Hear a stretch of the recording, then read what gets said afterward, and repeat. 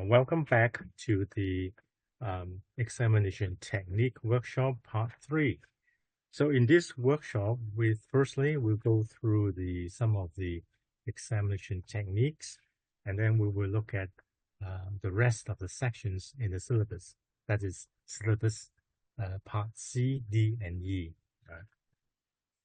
Now, actually, in the last few sections, we have emphasized the importance of understanding the syllabus and then understanding the question structure, right? The examination structure.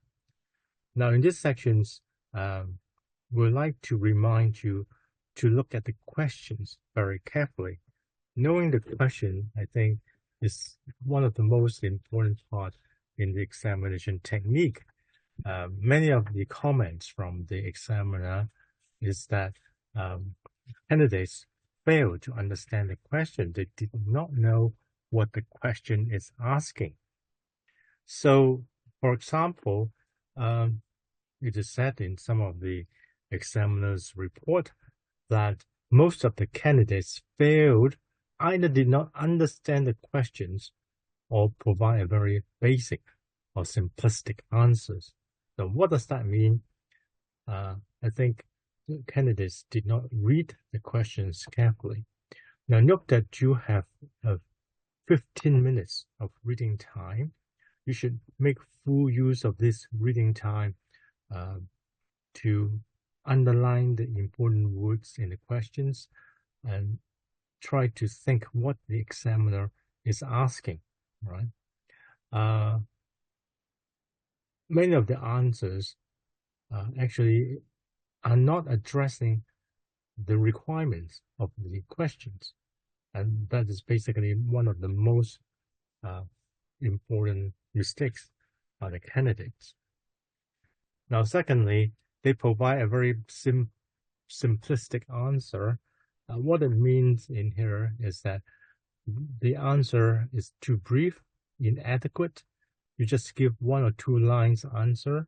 Remember, for a 5 marks questions, I mean, as a rule of thumb, I won't say it's always true.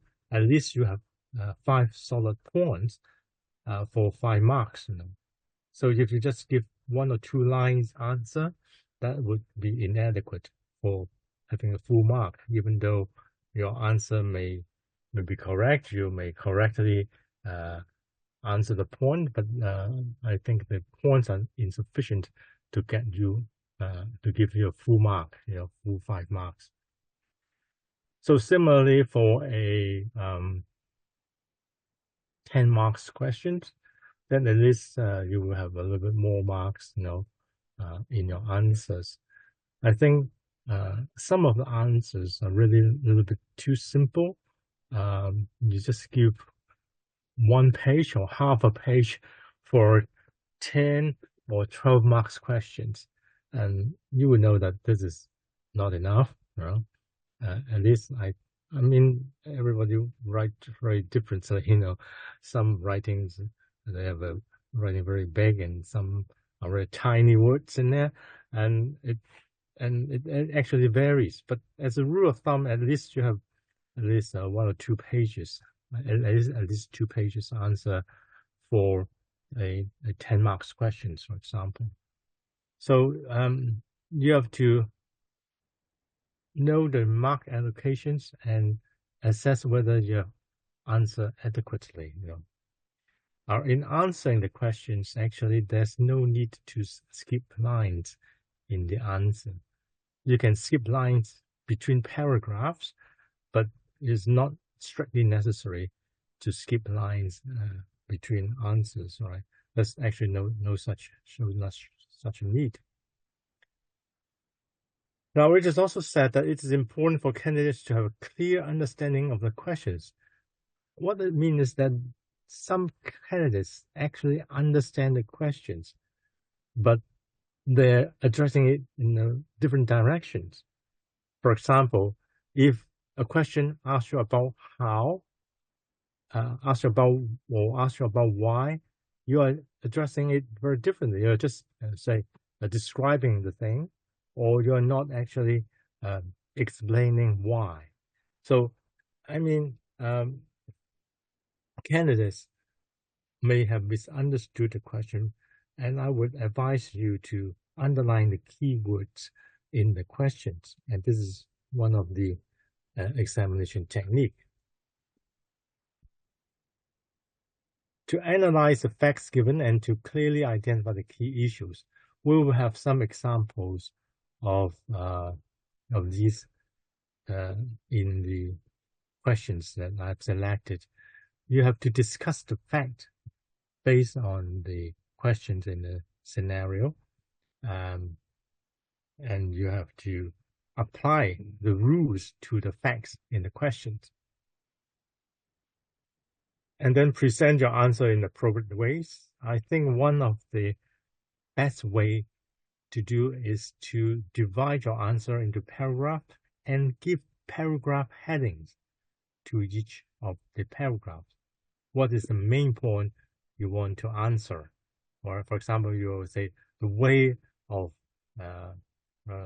shareholder engagement or the method of shareholder engagement. You can underline this as a paragraph heading, and then you go on to explain what are the different ways in which you can engage the shareholders, for example.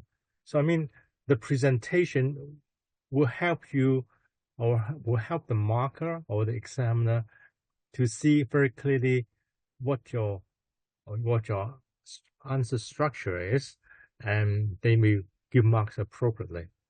Now, I have, of course, seen candidates writing pages and pages of answer, no paragraphing, and then no skip of lines and things like that, So that's just to the disadvantage of the candidates, because if the marker or the examiner missed your point, that is to your disadvantage, right? Or similarly, if you write illegibly, and this is also to your disadvantage because they cannot give you marks. I've heard some of the examiner telling me that I just don't know what he or she is writing. This is just like drawing, and I just want to guess, if the examiner needs to guess what you're saying, then you will be in a very disadvantaged position. Usually, I mean, I've seen candidates who did not write down the full words, right? They just write very casually, WHI, which, for example, using word which, for example, they just write WHI, and then for the next two letters, we have to guess what's the word he want to say. That's a big problem for the presentations. So try to write down your answers clearly and addressing the points that the examiner wants. Now, let's take a look at some of the questions, and probably I will illustrate what the examiner wants from the questions. Now, for example, in here, they ask you to explain. That is the keyword in here is to explain. Then in your answer, you have to ask yourself, have I explained the theories? Have I explained this or that? And that will help you to make sure that your answer is addressing what the examiner wants. In here, you have the outline. That means you have to give a very brief outline. For outline, you can write it down in points form, point number 1, point number 2, and point number 3. So you need not to write the full paragraph on this. All you need is to outline the steps, the features, the feature 1, feature 2, and as long as you outline it very clearly, marks will be given. And again, you can see in this sort of 5 marks questions, you are always asked to explain the things. So that is whether you can explain this clearly or not. And when you explain something, you are giving a clear description of what it is, what's the features, what are the features, and what is the implications, and what's important, that sort of thing. So when you do the explanations, you try to give a clear explanation, not just stating what is a duty. You have to explain the duties, not to state what is a duty. And then identify the course of action. So that means you have to identify steps, the different steps. Step 1, 2, 3, 4, and 5. What actions that the company secretary has to take, blah, blah, blah, you know. So that's the actions that the company secretary has to take. And then discuss the purpose of integrated reporting. So in here, you are not just give an explanation of what is meant by integrated reporting. You're here to explain the purpose and discuss the benefit of integrated reporting. You know? So, I mean, from this example, you can see that if your answer is simply an explanation of integrated reporting, explain integrated reporting, then you may fail because you are just explaining and you're not discussing the purpose and benefits. I hope that by this example, you should be aware that understanding the question clearly is very important. That's why the examiner always state in the examiner report that the candidates did not have a clear understanding of the questions. Candidates may be able to explain what is integrated reporting. They know what it is, but it's just integrated reporting. They just explain what it is. They just explain the features. They are not discussing the purpose and benefits. So maybe you will get 1 or 2 marks for that, but you won't get 5 marks in your answer. You may give a 1-page explanation of what is integrated reporting, but you won't get 5 marks. You may feel very happy because you have written down 1 page of answer. You say, oh, at least I should get a pass. But if you're just explaining definitions or explaining what it is, probably you will only get 1 mark for it. So that is still a failure because our aim is to get 50% of the marks. So in this case, it is 2.5 marks for 5 marks questions. So you're on 4 marks or 1.5 marks below the pass marks. So in such case, then you're pulling down your average overall marks, right? By failing to answer properly these questions. I mean, the point is that candidates may feel happy because this is integrated reporting. I know about this. But if they're not answering the question, they are still unable to get full marks or at least a good pass mark for these questions.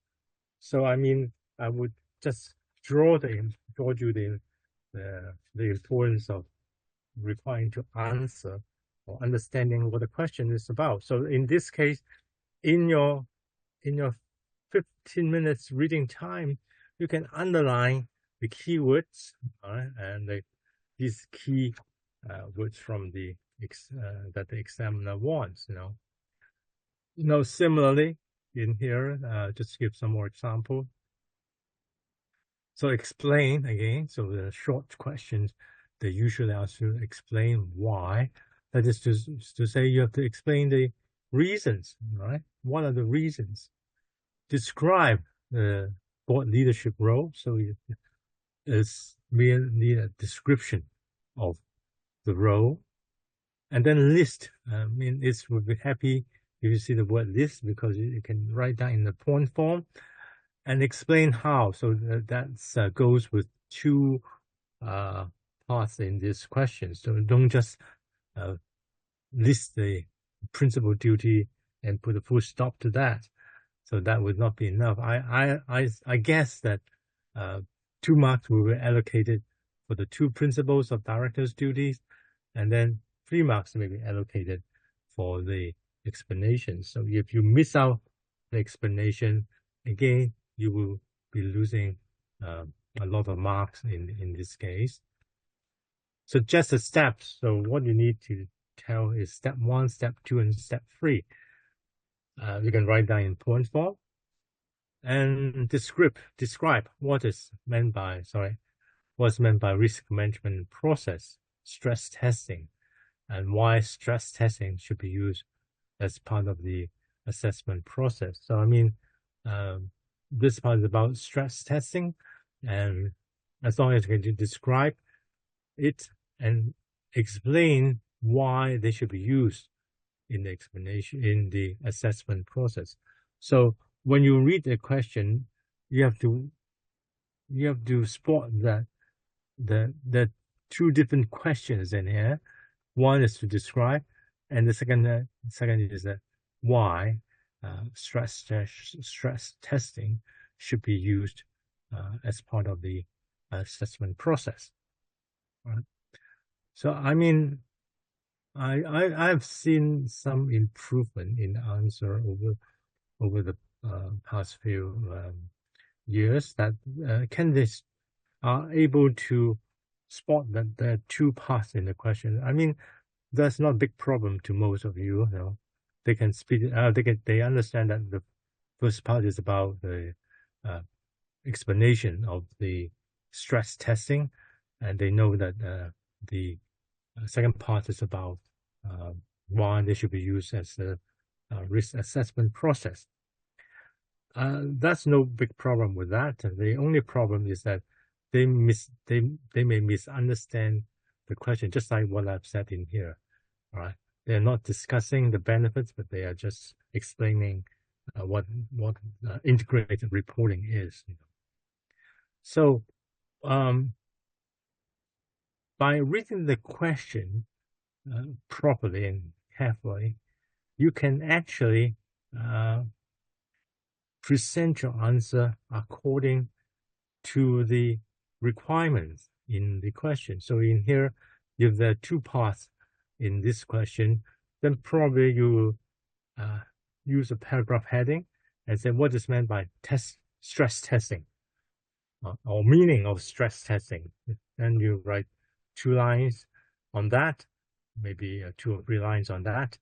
And then the second set of big paragraph, will be why it should be used, why stress testing should be used, right? And then you start answering the second part of the question. So in this way, you can improve your presentation.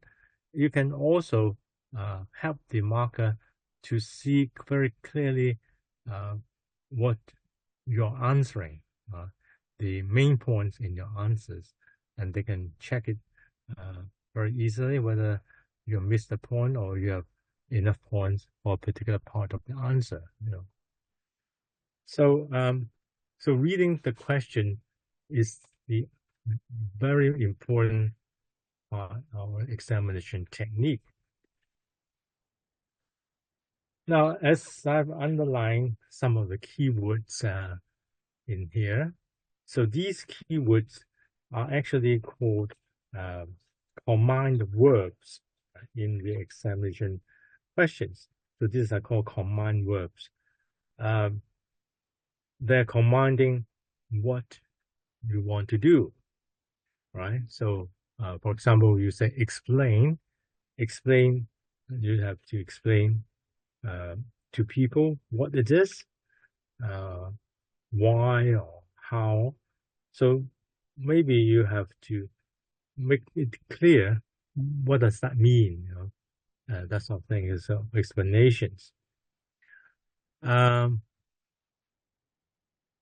Maybe identify in here means you just point out. You can name the steps. You can name the course of action. You can point out the course of action. You can point out some criteria, etc., etc. So you can identify a number of things. And describe is another very commonly used combined verb.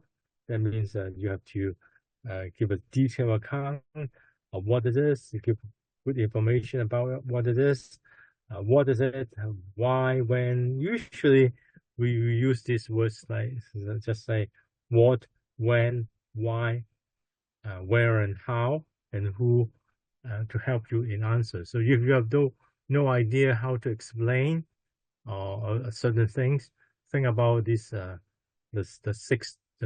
5W and 1H. I think in the primary school people learn about this uh, in early ages in their primary school, but they may have forgotten when they grow up. That is the 5W is what, why, when, where, and who, and 1H is how. So, I mean, if you don't know what to answer in a question, just think about who should be responsible, how can it be done, where does it take place, when it should take place, and why do we have this system, and what is it, these 6 verbs or question verbs are very important and very helpful when you structure your answer, because sometimes candidates really don't know what to answer, they don't know what they should discuss in their answer. And this sort of 6 question verbs will help you to think more clearly what to answer. I mean, especially in a long question, as we'll see later on, you may be asked to advise the board about certain things,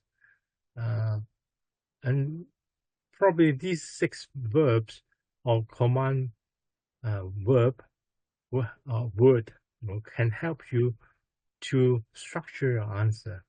Who should be responsible for doing what? For example, for the policy making, who should be responsible? Should we assign anybody to be responsible, etc.? So that will help you to consolidate the answer or give you a framework to answer the questions, especially for the open-ended questions. And then discuss, that means this word discuss in here is about a different point of view. You can think about a different point of views and the implications, and this critical examination of the issues. So that's what they want to see in a discussions. So, I mean, these are, we call these are the command verbs for short questions, short answers. But for long questions and for cases, the command verbs are usually a little bit different. They ask you to write a little bit more. They say discuss something, prepare a briefing notes to the blah blah blah on certain issues, analyze the weakness in a company, describe something, right, and then prepare briefing notes and explain something. I mean, these require you to write a little bit more on the issues. So when you see these verbs, then you have to write a little bit more, because this usually appear in the problem question. And in certain way, they're quite open-ended. So you are free to discuss whatever is relevant, and marks will be given for relevant answers. Right? So, I mean, even though your answers may not appear in the marking scheme, there's a valid justification for the answer. The examiner or the markers are likely to give you marks on those points. So so you will be given marks if you can give a relevant discussions. Now, these are some of the verbs that will appear in long questions. Evaluate, that means pros and cons, and you can reach a solution, reach a conclusions. prepare a briefing note. That's the example we've seen earlier. For briefing notes, you should remember that you should use the structure of a briefing note. To whom, what's the heading, and then you have some introduction on what is the issues, what you want to explain to the board, etc., etc. Just like in real life, you have to give some explanations to your boss about something. So that's a briefing note, and then it should be in the structure of a briefing note. I mean, I would guess that 1 or 2 marks may be given if you use a briefing note format instead of just writing the answer straight away. So I mean, please make use of this 1 or 2 marks. So even though it's not that many, but it will be sometimes very crucial for 1 or 2 marks. So you're asked to prepare, and sometimes you are asked to advise the board of directors on certain matters. That is to give solutions to the board of directors. You think why or what should be done, or what is your judgment and what is your view on certain matters. So sometimes you need to give an advice, and again, that means you have to give suggestions to the board of directors. Now, analyze is another very commonly used verb in here. So it gives suggestions based on your judgment. That is to analyze the fact.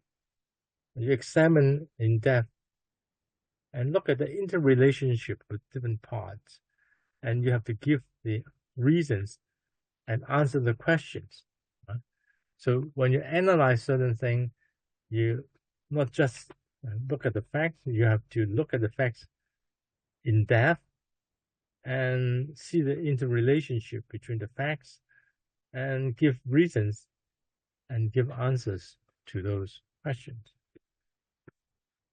So basically, these are very commonly used command verbs in long questions.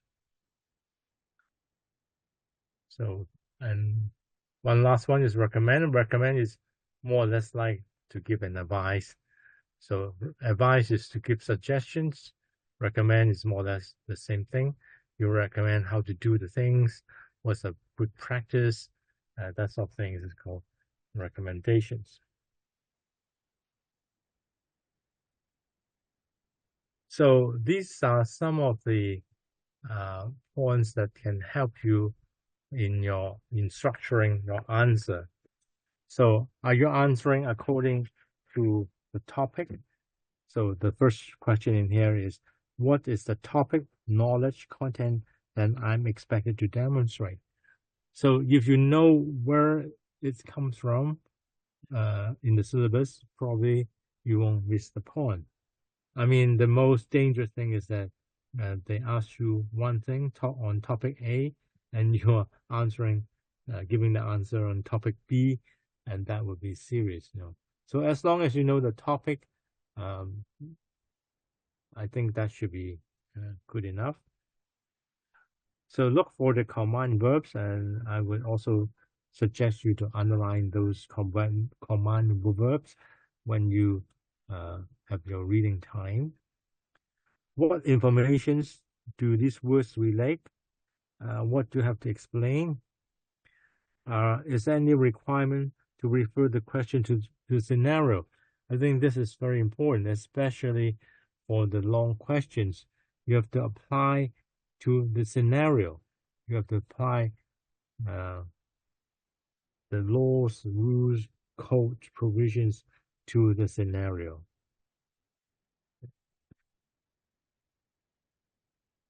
Is there any indicators? So if they ask you for some or 4 methods, then probably you have to name 4 methods. and you will get 1 mark for each of the methods. For example, if they say some, then it's a bit too loose. Probably you would say 3 to 5 methods. Usually, if they tell you about the number, marks will be allocated according to the numbers, number of points that you have given. Are there any questions or words that will affect how you answer, such as what, why, and how? I think that should be quite simple. What, where, and how. So you should address the questions. Are there any other requirements, such as providing examples or using particular theories to support your answer? I think this is quite important. And we commonly see questions asking you to refer to the code of practice, refer to the international standard, refer to overseas jurisdiction, that sort of thing.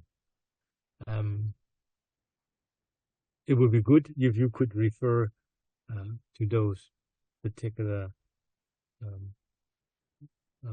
I don't mean theories, but those particular code or practices in other jurisdictions. Most probably, they will be using the UK code or UK practices for comparison with the Hong Kong practices. So bear this in mind. I will highlight some of these later on in our examples. Do you need to write the answer in special format? No. Yes, of course. I mean, no is that usually they don't ask you to write a letter. I haven't seen question asking you to write the letters, right? And the marks allocations.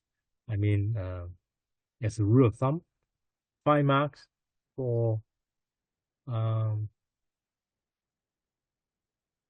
page or so, of answers. At least you have to give 5 solid points. Make sure that the points are not overlapping. Actually, I've seen cases where candidates give 10 points, but 3 or 4 of them are actually repeating the same thing.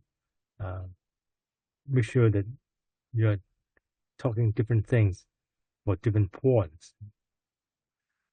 And sometimes they repeat what they have said in the earlier paragraph. In the 3rd page, for example, they repeat the same thing again. So even though you have written a lot, 4 or 5 pages, if most of them are repetitive, marks, of course, would not be given. So these are some of the common things we have seen, not addressing the second part of the questions.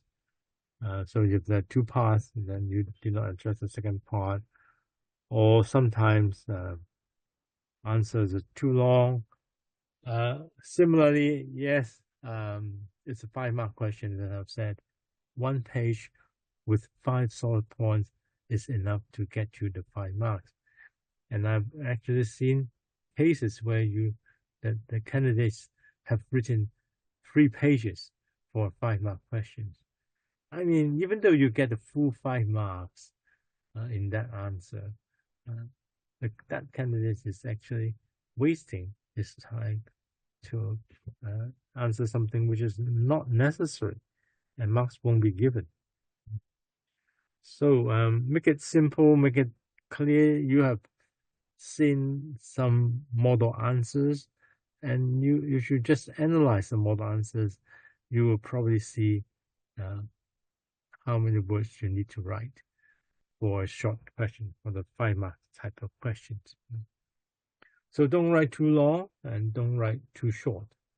So that is some basic rule of thumbs for presenting your answers.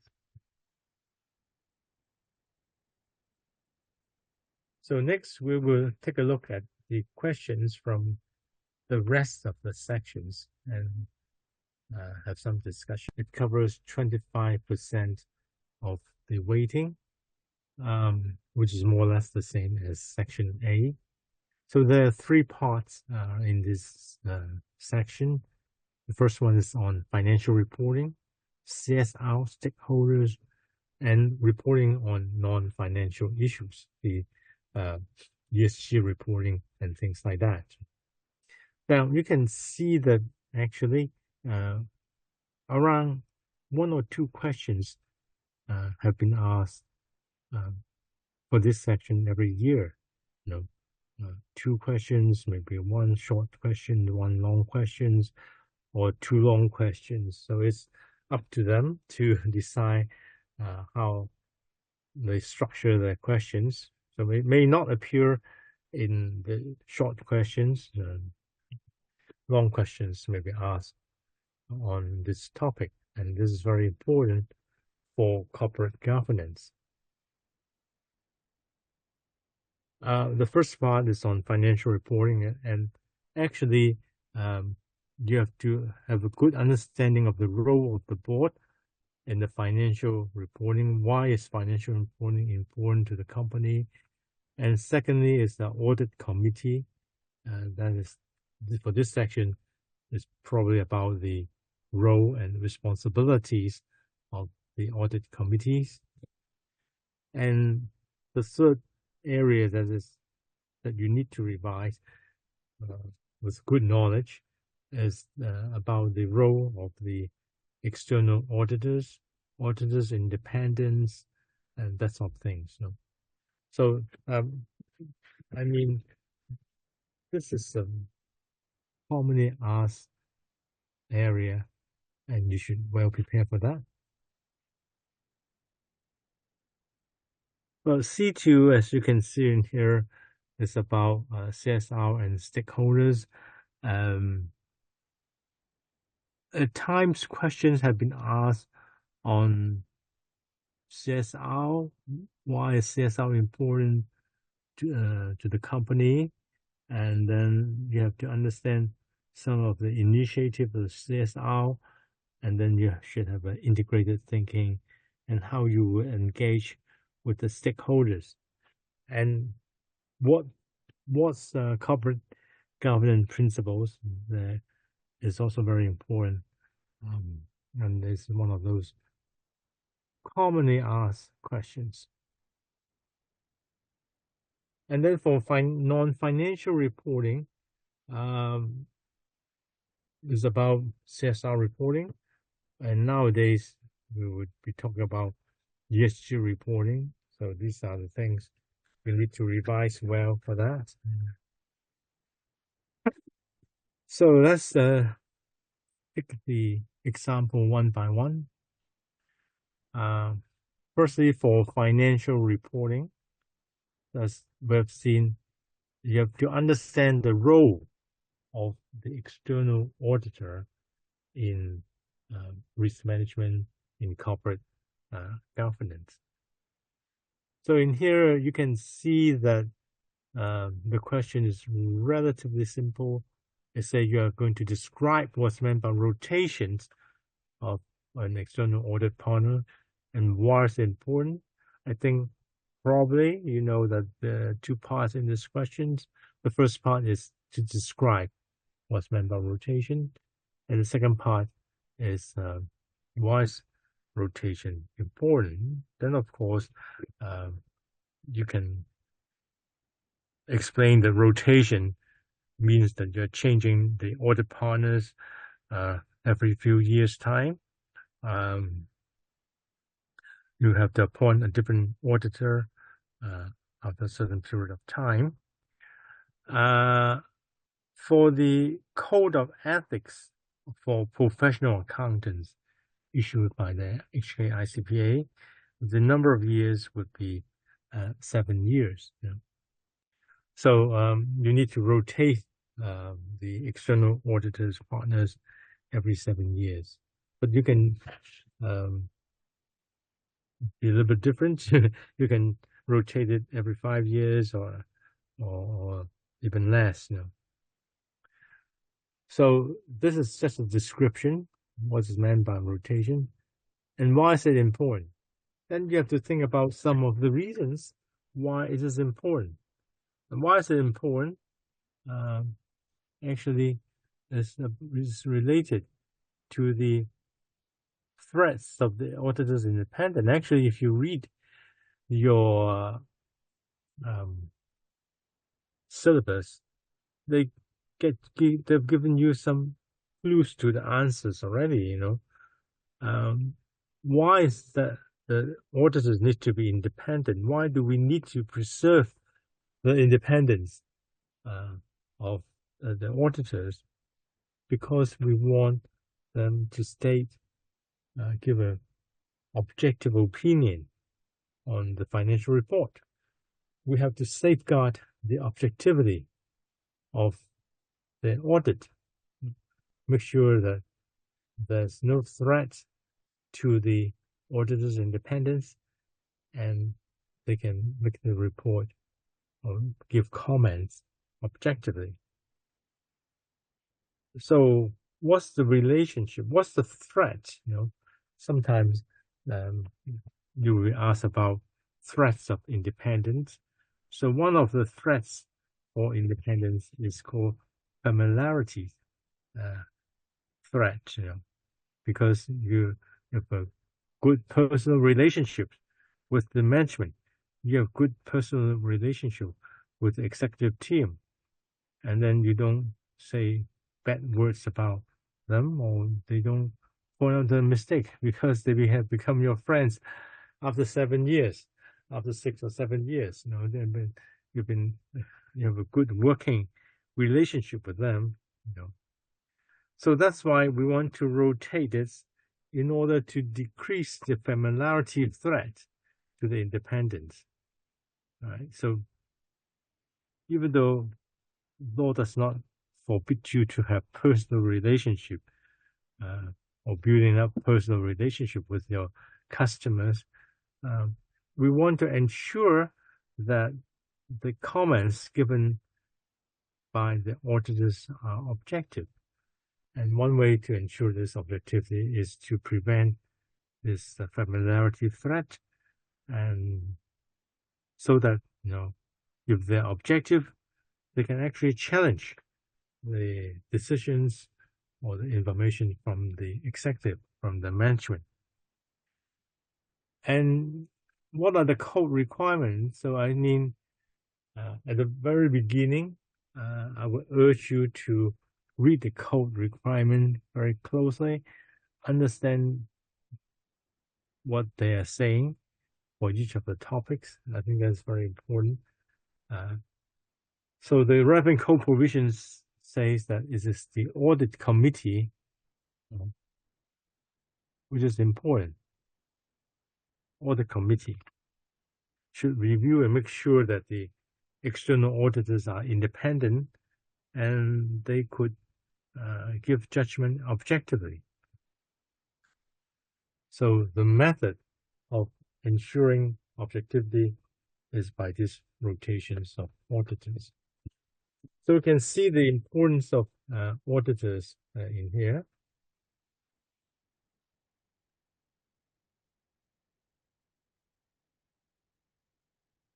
And next, this is also a very simple question. They're asking you why a company's external auditor may need to issue a modified audit report. Now you can see that there's a requirement for financial reporting. So you have to explain what's meant by financial reporting and what is the uh, audit report, the importance of audit report. And what if the audit report um, is not correct or accurate? And there may be a liability on the auditors. So in that case, the auditors may protect themselves by issuing a modified audit report. So for this question, probably, I think what you need is to explain what is financial reporting, the importance of financial reporting, because under the law, what does the law say? So you're in here, what are the code requirements? What are the law requirements? Under the law, the auditor must make sure that must state in their audit report, it is in their opinion that the financial statements represent a true and fair view of the financial positions. I mean, that is the requirement.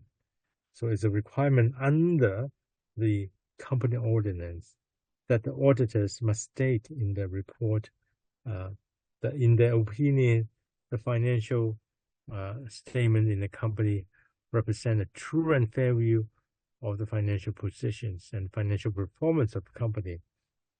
And we need to make this statement by a third party, that is the external auditor, has to ensure that the requirement under the company orders have been complied with. So they have to ensure that the audit report, the financial report, have been properly prepared in accordance with the company's ordinance. So that is such a requirement that the audit report or the financial statement.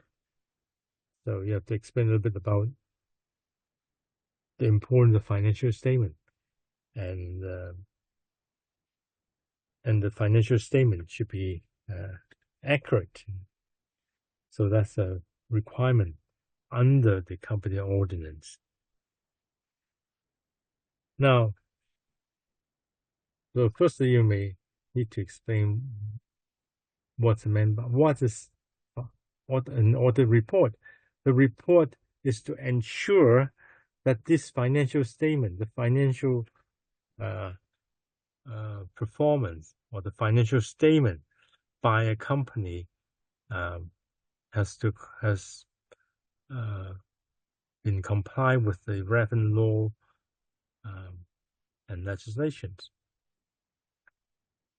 So you can see the relationship between the audit report.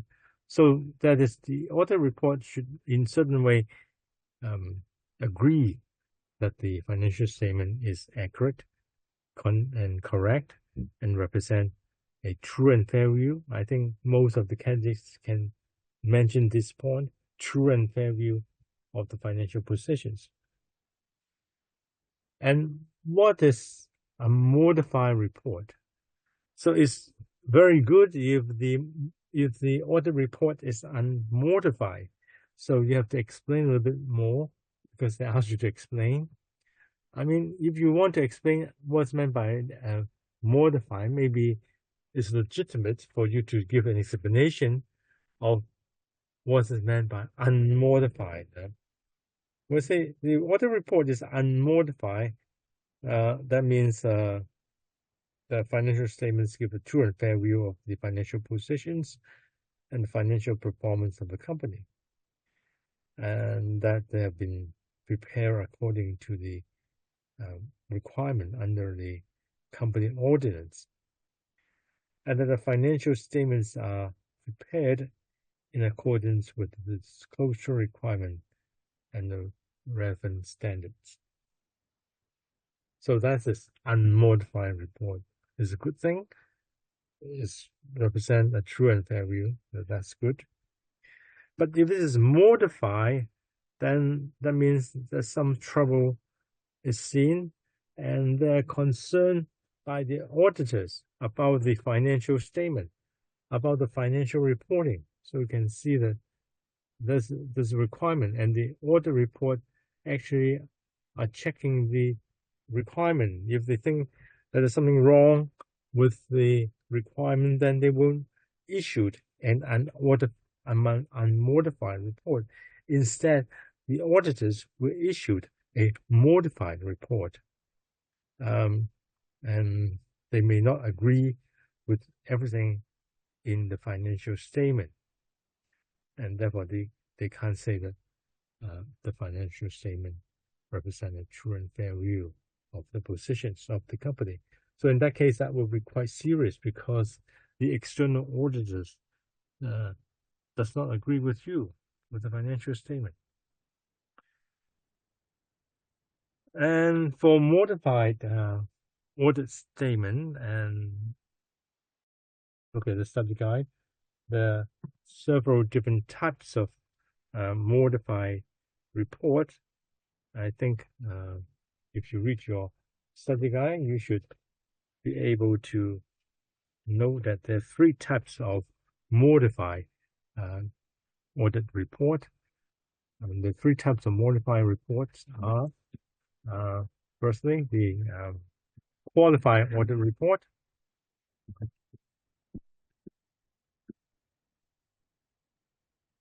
That means the report is qualified. The auditors have some concern about one or two specific matters. So there's a qualified. In general, they would say that the financial statements still give a true and fair view of the positions of the company, but in one or two areas, they may not agree with the company. So that's called qualified. So basically, they agree, but they disagree on one or two specific measures. And the second type of the modified report is known as adverse opinion.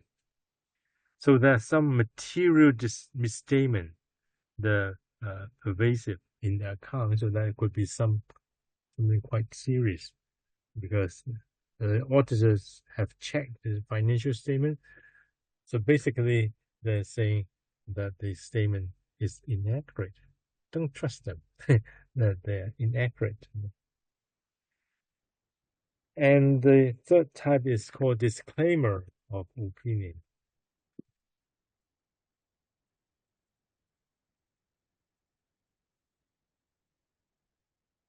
So this is I think you have got all these things in your study guide. And this is one type of modified report, which says that the external auditor is unable to obtain information so that they can express their opinion in whether it is a true and fair view or not.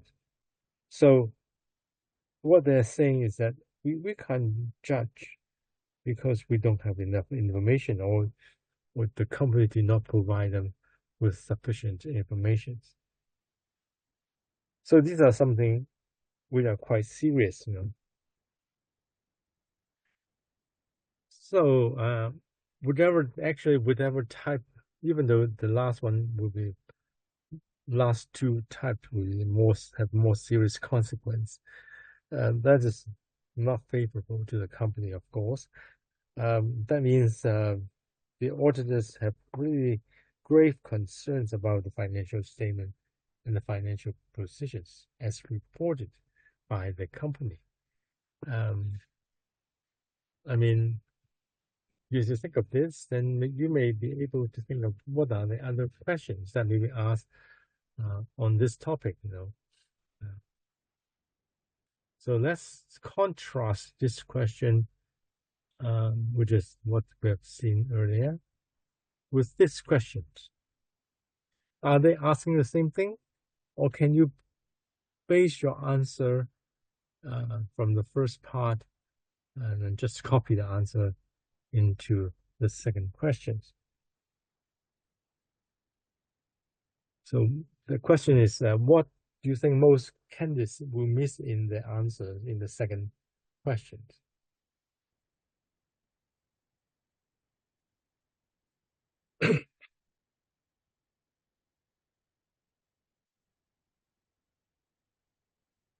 Are they basically asking the same thing?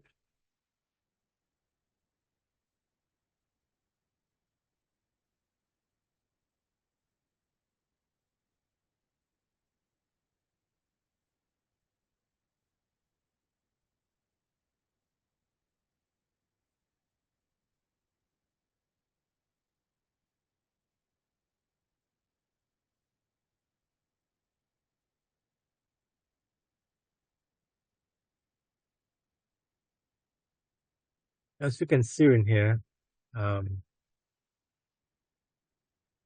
the question in here is a bit different because they require you to answer to describe two key purposes of the report, and you have to state the key purposes of the report in the first place. So the marks will be given. Whereas in here, they did not ask about the purposes of the report.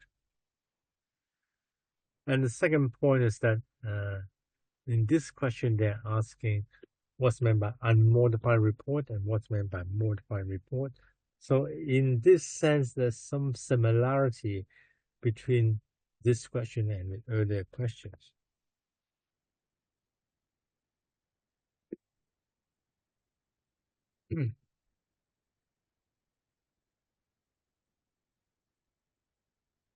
Now, what actually is the purpose of the report? Why do we have this report or the report? Um, I mean, financial reporting is one thing. Um, the fact that um, you have to have your financial report being confirmed as true and fair view is another thing. So the whole purpose of the report is that the uh, auditors will confirm that your financial report represents the true and fair view of the position of the company. So this is a point that you need to explain in your answer.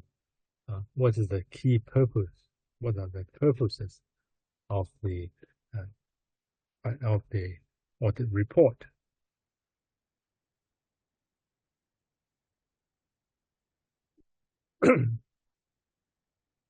And then modify audit report and unmodified audit report. And actually, we have explained that in the earlier um, questions in C1.2.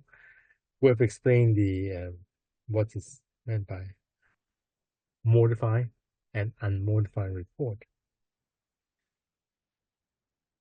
But if I've not told you about the modified and unmodified report, then it's possible some students will just think that this is about um, audit report.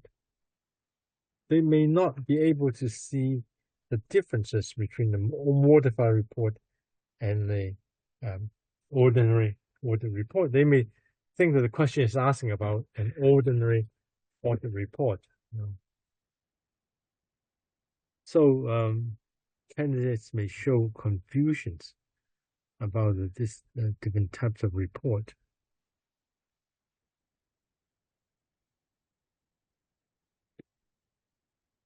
And one thing is that these reports are the report from the external auditors. And there are cases where candidates think that these are reports from the audit committee. I mean, that would be big trouble because in this question, they didn't mention about external audit. You can see that this question, they must ask about external audit, and it's very clear. They give you enough tips to answer this part. But for this question, they did not actually ask you about external auditor. So you have to understand that this is a report from the external auditor and not internal auditors.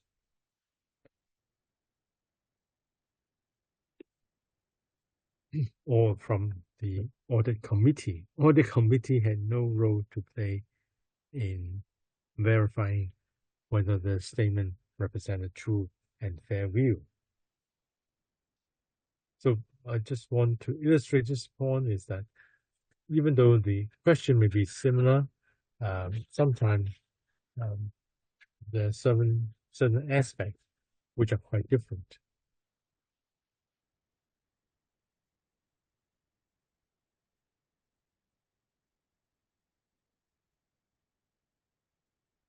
Um,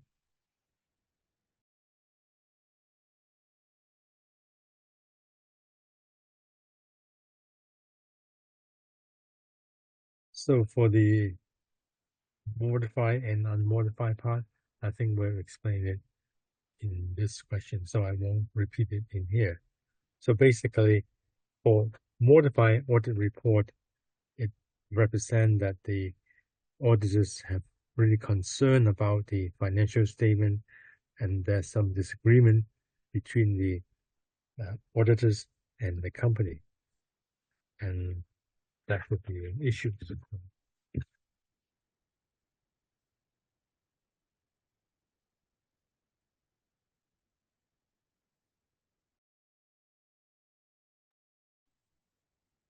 Now we take an example from the other sections. In this question, they ask you about what is meant by enlightened shareholder approach, according to the UK Companies Act 2006. And then you have prepared a briefing notes to probably the chairman or the CEO about the benefits of improving the engagement with external stakeholders and how to improve the engagement with the customers and the community. Now, of course, you have to understand what is meant by enlightened shareholder value approach. In Hong Kong, we do not have this approach in our legislation, but in UK, they have this approach. And this approach is in your syllabus. So even though it is a UK law, you should learn and study the UK legislations on this enlightened shareholder approach. And then you have to discuss with reference to the facts in these questions. Now, again, like before, I give you the whole question. And as an exercise, I just give you 1 minute and look at the question and underline the key point as if you are in the examination conditions. What are the points you may need to discuss when you talk about the engagement? So probably you can see from this question, you can underline that you have to improve the engagement with the customer and with the community. So probably these are the two areas that you need to address. And let's just take a look at what the question says about the customers and the community, right? And then I'll just give you 1 minute and take a look at this question and see what is your response.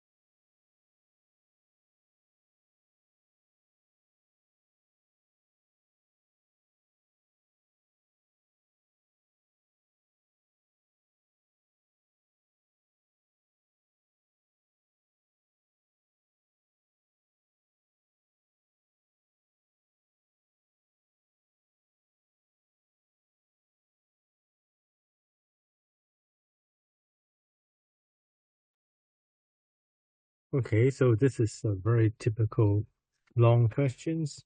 You're given a case and you have to read through the facts in the case. At least you have to understand who is who, because they say in here, Daniel give a notes to Ralph. At least you have to understand who is who in these questions.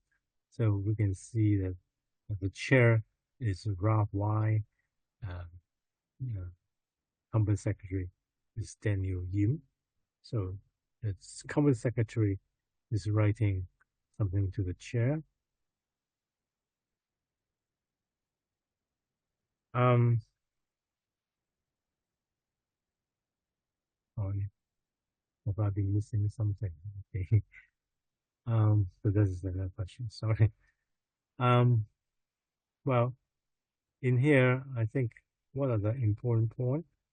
The important point is that you have to know that this is a large private company. So when you see this, that means that the listing rules and the Appendix C1 supposedly will not apply to this company. In Hong Kong, we don't have a CG code for private companies. And that is why they say in here that they should adopt the approach, the enlightened shareholder approach, which is the UK Watts principle for large private companies. I think you should be aware that sometimes questions have been asked not on public companies, or sorry, not on listed companies, but on large private companies, which could be a public company. In Hong Kong, we classify the company into private limited company and um, public limited company. Now, note that in here is a large private company. It could be when we say private, it is not probably in here. It could refer to things which are not listed company. You know. So you should be aware of this. So um, and we can apply this what's corporate governance principle to the situation in Hong Kong. If you don't know what it is, just read the study guide about this principle. There's not too many things about this. So it's very similar to the CG code for the listed companies. You know, in some way, there are some similarities. So in this principle, um, they they apply they have some codes for the sort of private or non-listed companies. Now, another point that you have to be aware of is that private companies actually do not have, there's no need for them to have NEDs, um, non-executive directors. But in this case, the company, they do have the non-executive directors. So they have the non-executive chair, as there's no board committees. So, I mean, no board committee is still okay. I mean, for private companies, there's no requirement that they should have one under any legislations. You know. So, I mean, I would think that there are cases where candidates did confuse about this type of company with listed companies. So, I mean, when you read the question, you should be very careful about this. So for this type of company, the UK Watts principle for large private company will usually be asked. So I mean, as a method revision, you should also revise this principle as well.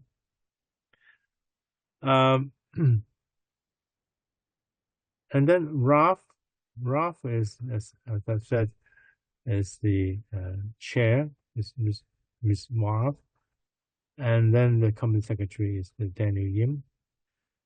Now, the chair thinks that sorry, it's this gentleman. He thinks that Orlando should adopt an enlightened shareholder approach to improve the relationship. Now, what are the problems? Then you can see that the customers uh, have recently posted a high and poor rating about the company in a third-party review website. Now, this is some of the points. There are quite a number of points in here. Is that the poor rating by the company? So that's one thing. That means that customers are not satisfied with the service or the product of this company. And secondly, are in here mentioned about third-party review website. So what they are suggesting is that this company doesn't have any website for customers giving comments. Actually, you can see it only from third-party review website. Now that is something which is a hint, which allows you to give some discussion, because the question asks you about improvement. So, I mean, I don't know how many students or candidates can actually pick up the point. If you see that it says something on the third-party review website, then that's something you can improve. Of course, many candidates can spot the point about poor rating, or you have to find out why is that their poor rating. But this is another point that you can pick up and discuss. And for good answers, you have to write down clearly a paragraph on how to handle poor rating and how to deal with this third-party review website. We'll go to that later. Now, actually, they say that they don't have this own data. That also confirm something that you need to talk about. They don't have their own data about the customer's response. You can see by reading the question very carefully, some of the answers actually comes out. Then, of course, you have to deal with this problem. Or about the sales service and delivery services. So that's about the poor rating, the product. The product is one thing, and then the service and delivery service is another thing. So the locations is related to residential, and there's a social campaign about the social media about the noise and the disruption that went on. I think so. So these are the things that you really need to discuss, and point it out in your answer. I mean, I don't know how many of the candidates or how many of you have actually know that these are something important. That's why maybe you need some time to read these things more carefully.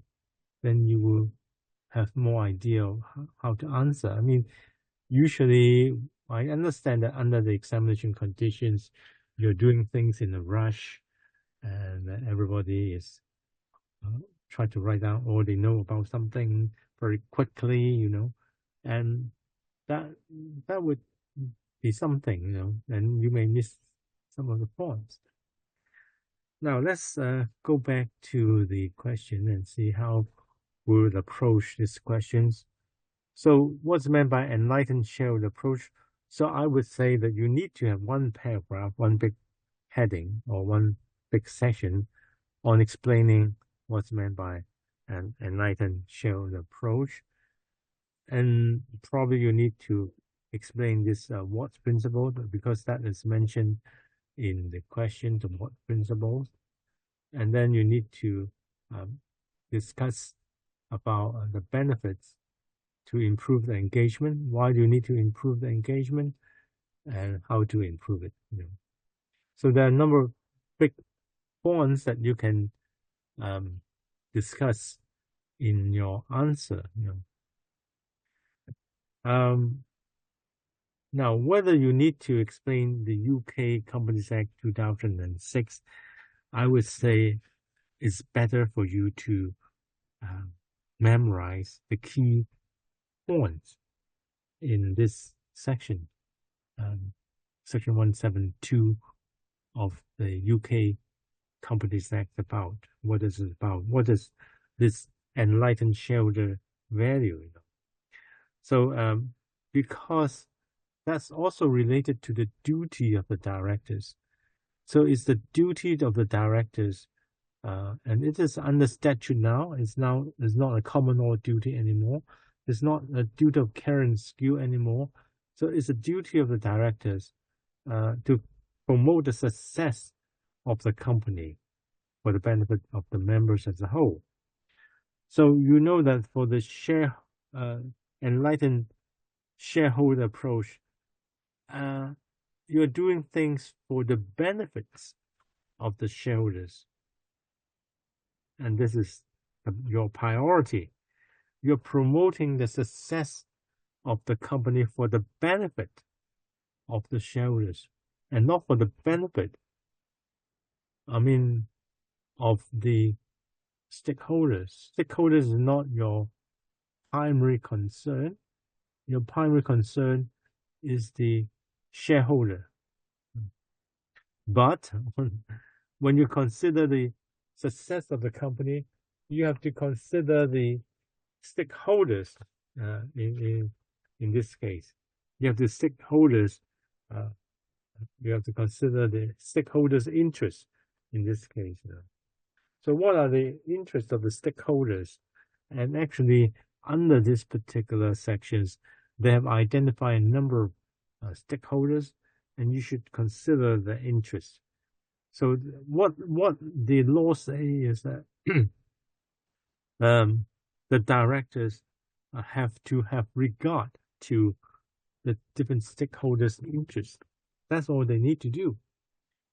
As long as they have considered the interests, so it's up to the directors to make whatever decisions which they think could promote the success of the company for the benefit of the members as a whole. So that would cover all the stakeholders. When they consider some decisions, they have to consider the interests of the stakeholders, like the interests of the employees, the interests of the suppliers, the interests of the customers, the interests of the community as a whole, and the interests of the community in the sense that the impact of the operation of the company would have on the environment of the community. So these are some of the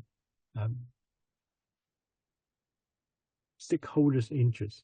I think it's not difficult to memorize this section, which I think is important, just like the duty of care and skills that we have mentioned earlier in the last section, in the last section B. So what it says in here is you need to consider the interests of various stakeholders, and then you need to consider the interests of your decisions and the consequence of these decisions in the long term. That is the sustainability issues. You need to consider the importance of good reputations, high standard of business conduct, and you need to consider the act fairly between the shareholders in the company. So these are some of the things you need to spell out. As long as you reasonably give a good explanation of this sections, section 172 of the Company Act, I think marks will be given. You don't need to recite word by words of this particular section. As long as you can point out the main point of this sections, I think marks will be given. And this illustrates that the enlightened shareholder approach actually imposes a duty on the board of directors when they want to maximize the shareholder value, they can look at the interest or impact or on the stakeholders, not just the shareholders, because that would affect the long-term interest of the company. So as long as they have considered the views or the impact of the decisions on the stakeholder, that's the end of it. That's the end of the uh, of the duty. They have discharged the duty if they have considered the impact and they have considered the consequence of the decisions on the stakeholders. So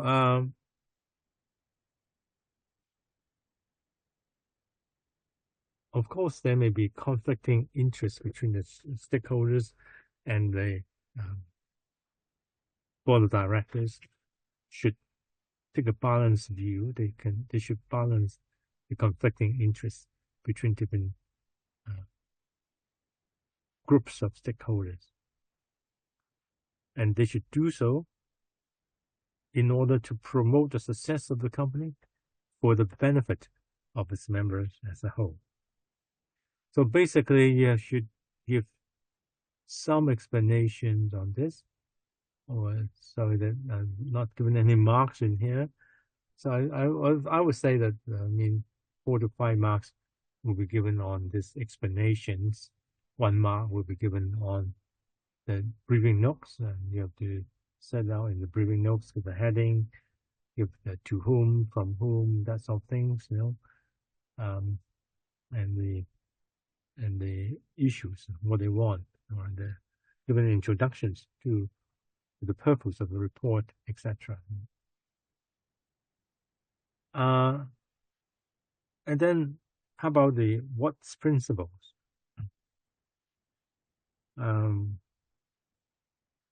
what's principle is not law, right? You have to understand that. They have a very similar approach. They just say that the board have a need to regard the views of different stakeholders when they make the decisions.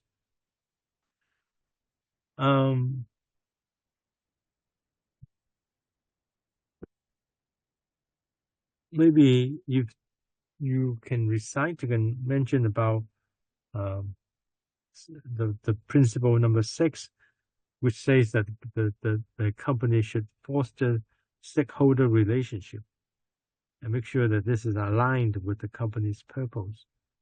And the company's board is responsible for overseeing the engagement of the stakeholders. They should regard the views of the different stakeholders when they make decisions. Now in here, you should note that it's the board of directors who has the ultimate responsibility. Make sure that there's engagement with the stakeholder. Now, because if you want to have a sustainable business, the board need to consider the impact of their activities and the decisions on the stakeholders. I think for some of you, you may have learned about stakeholders mapping, how to deal with the stakeholders, stakeholder strategies, the Mandelbrot's matrix, that sort of things. Then in that case, you can apply those stakeholders strategies to the company. That is, firstly you have to identify who they are, and then you prioritize the relationships, and then see how to deal with them. Use different strategy to different groups of stakeholders. So, so the question is in here is sorry, how they could improve. Now, note in here is the board's engagement. So it is the board which is important to engage or improve the engagement with the external stakeholders. In order to comply with the board principle, they need to engage the stakeholders.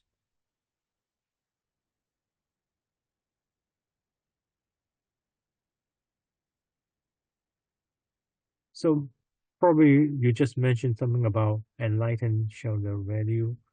You mentioned something about what's corporate governance principles. That would give you some marks. And then you have to go on to spend some paragraph on the benefits of um, of having this sort of approach. Probably you can say something very general, that because if you use this approach, um, then definitely um, you can promote the long-term success of the company, and then this is for the benefit of the shareholders, and then you can also improve your reputations if you have good relationship with the stakeholders. So just like in this case, they mentioned that you know um, they're being complained, the poor rating.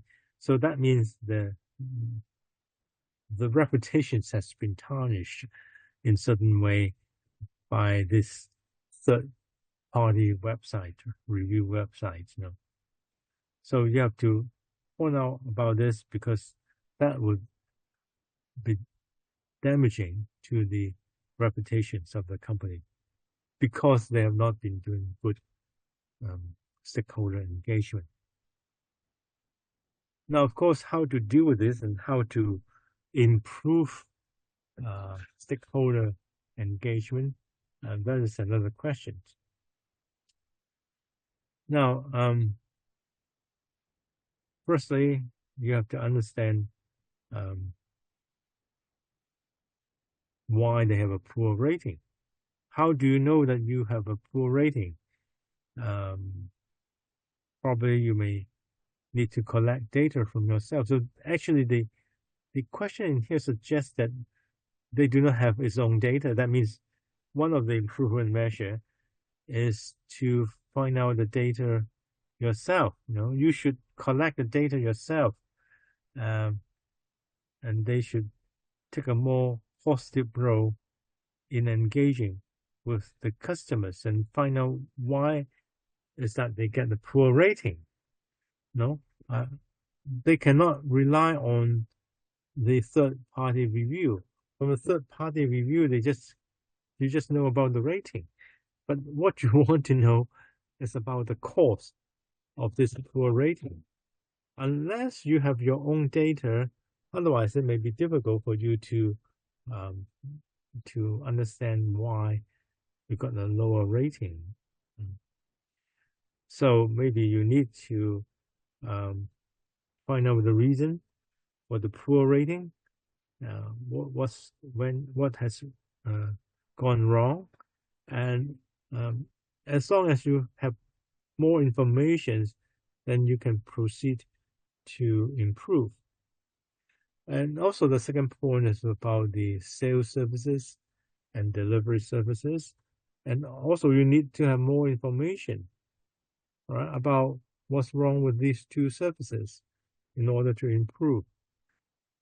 Then how can you get informations? You can only get informations or first-hand informations by engaging with the stakeholders, and in this case, the customers. And then the second point is about the warehouse. The warehouse are having some noises, and that will lead to complaint from the residents. Now, of course, they have to take steps in relation to the noise level because it would be noise pollution, and that could cause some problem if they have infringed the law. So I think they have to take steps, to reduce the noise pollutions and disruption. So what sort of disruption it means we don't know very clearly. So reputation is important, and actually reputation has been mentioned in this section 173 of the company ordinance, that you have to consider the reputations. That the company should maintain a reputation of high standard of business ethics, of business conduct. So these are the areas you need to point out. The benefit is that you can improve, find out the reasons, and you can improve. And is that all? Once you have identified, and then how to improve. So what are the methods to improve? So methods to improve would be the third big sections, a big paragraph that you need to mention.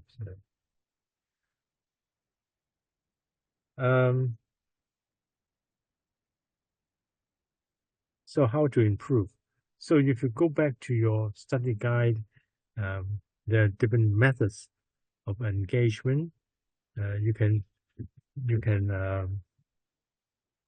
engage them. Let me just write down in here. Oh, sorry. Okay. Proactively,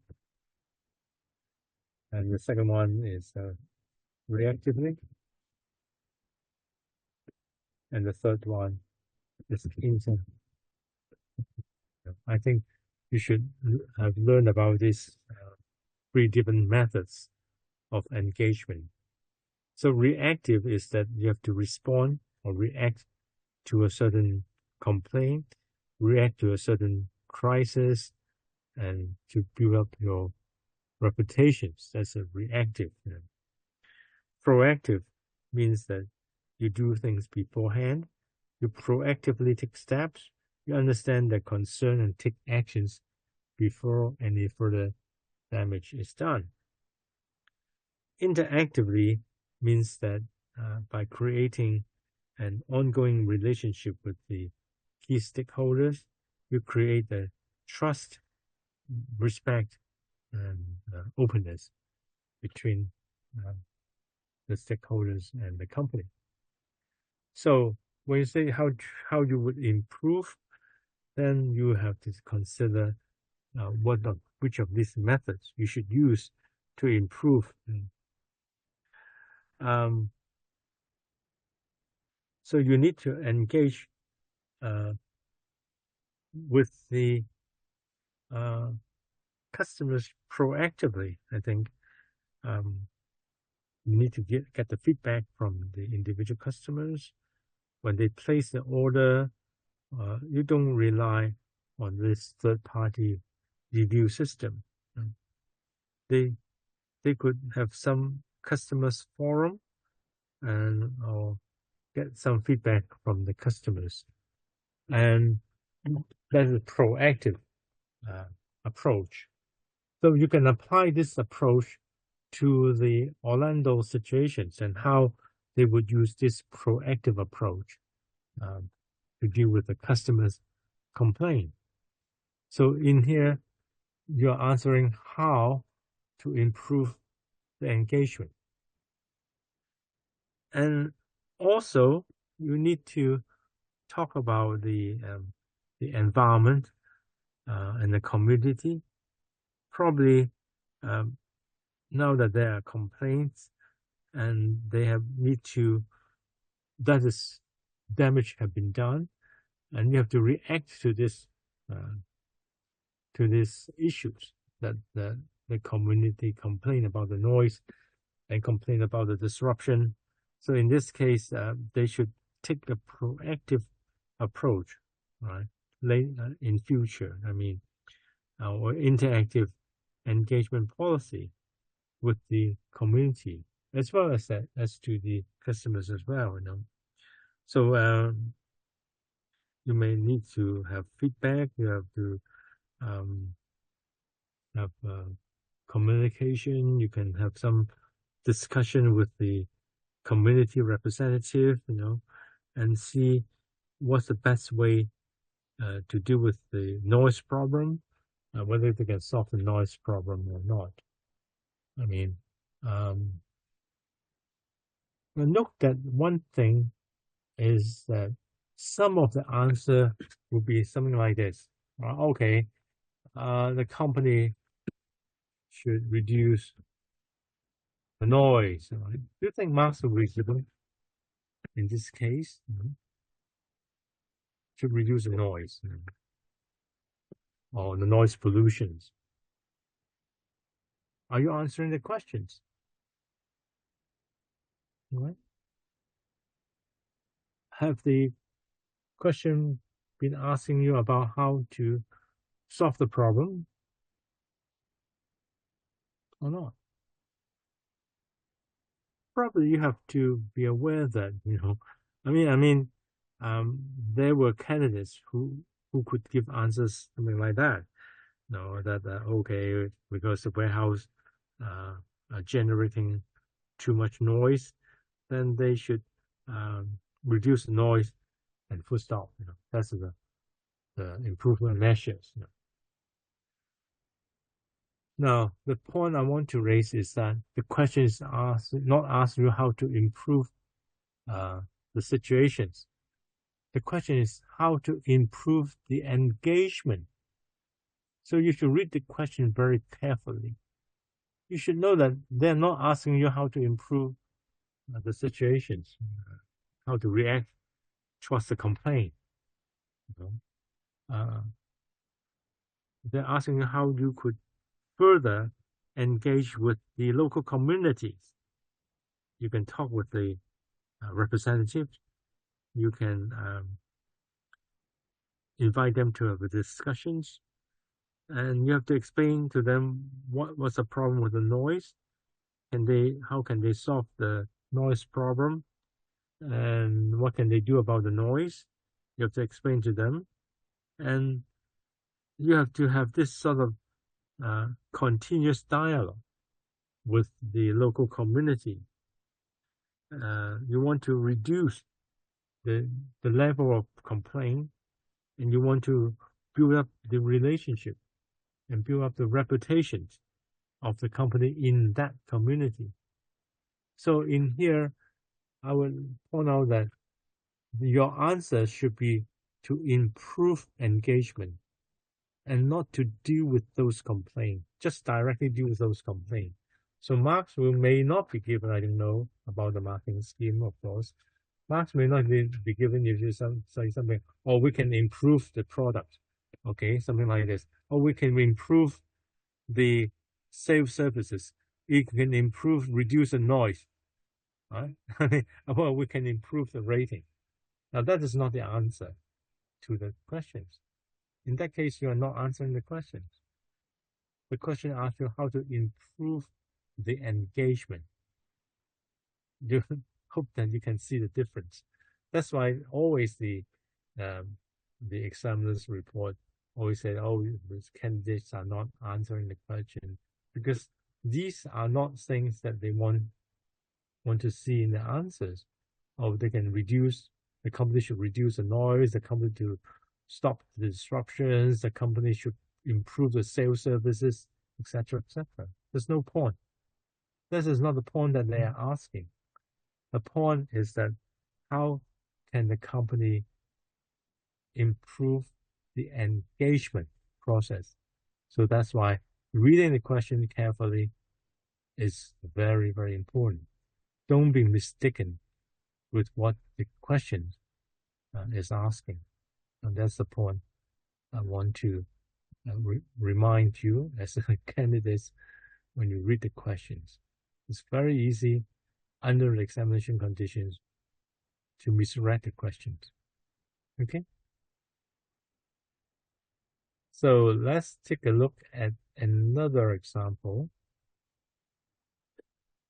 which is a little bit easier, and how to improve the engagement with the stakeholders and the employees, customers, and customers. So in here, you can see the same thing, is that the question asks you how to improve the engagement, right? Ways to engage the stakeholders, ways to engage the workforce, uh, and this stakeholder uh, voice and decision making thing here. So let's take a look at this question again. Again, I give you 1 minute, and you should highlight the important points in this question and how is it relevant to the questions. Again, maybe it's quite similar to the last one, 2.1. I hope that by now you should be able to answer this question without making big problem, right? So again, let's just give you 1 minute to look at this question and underline the keywords and outline how you would approach to these questions.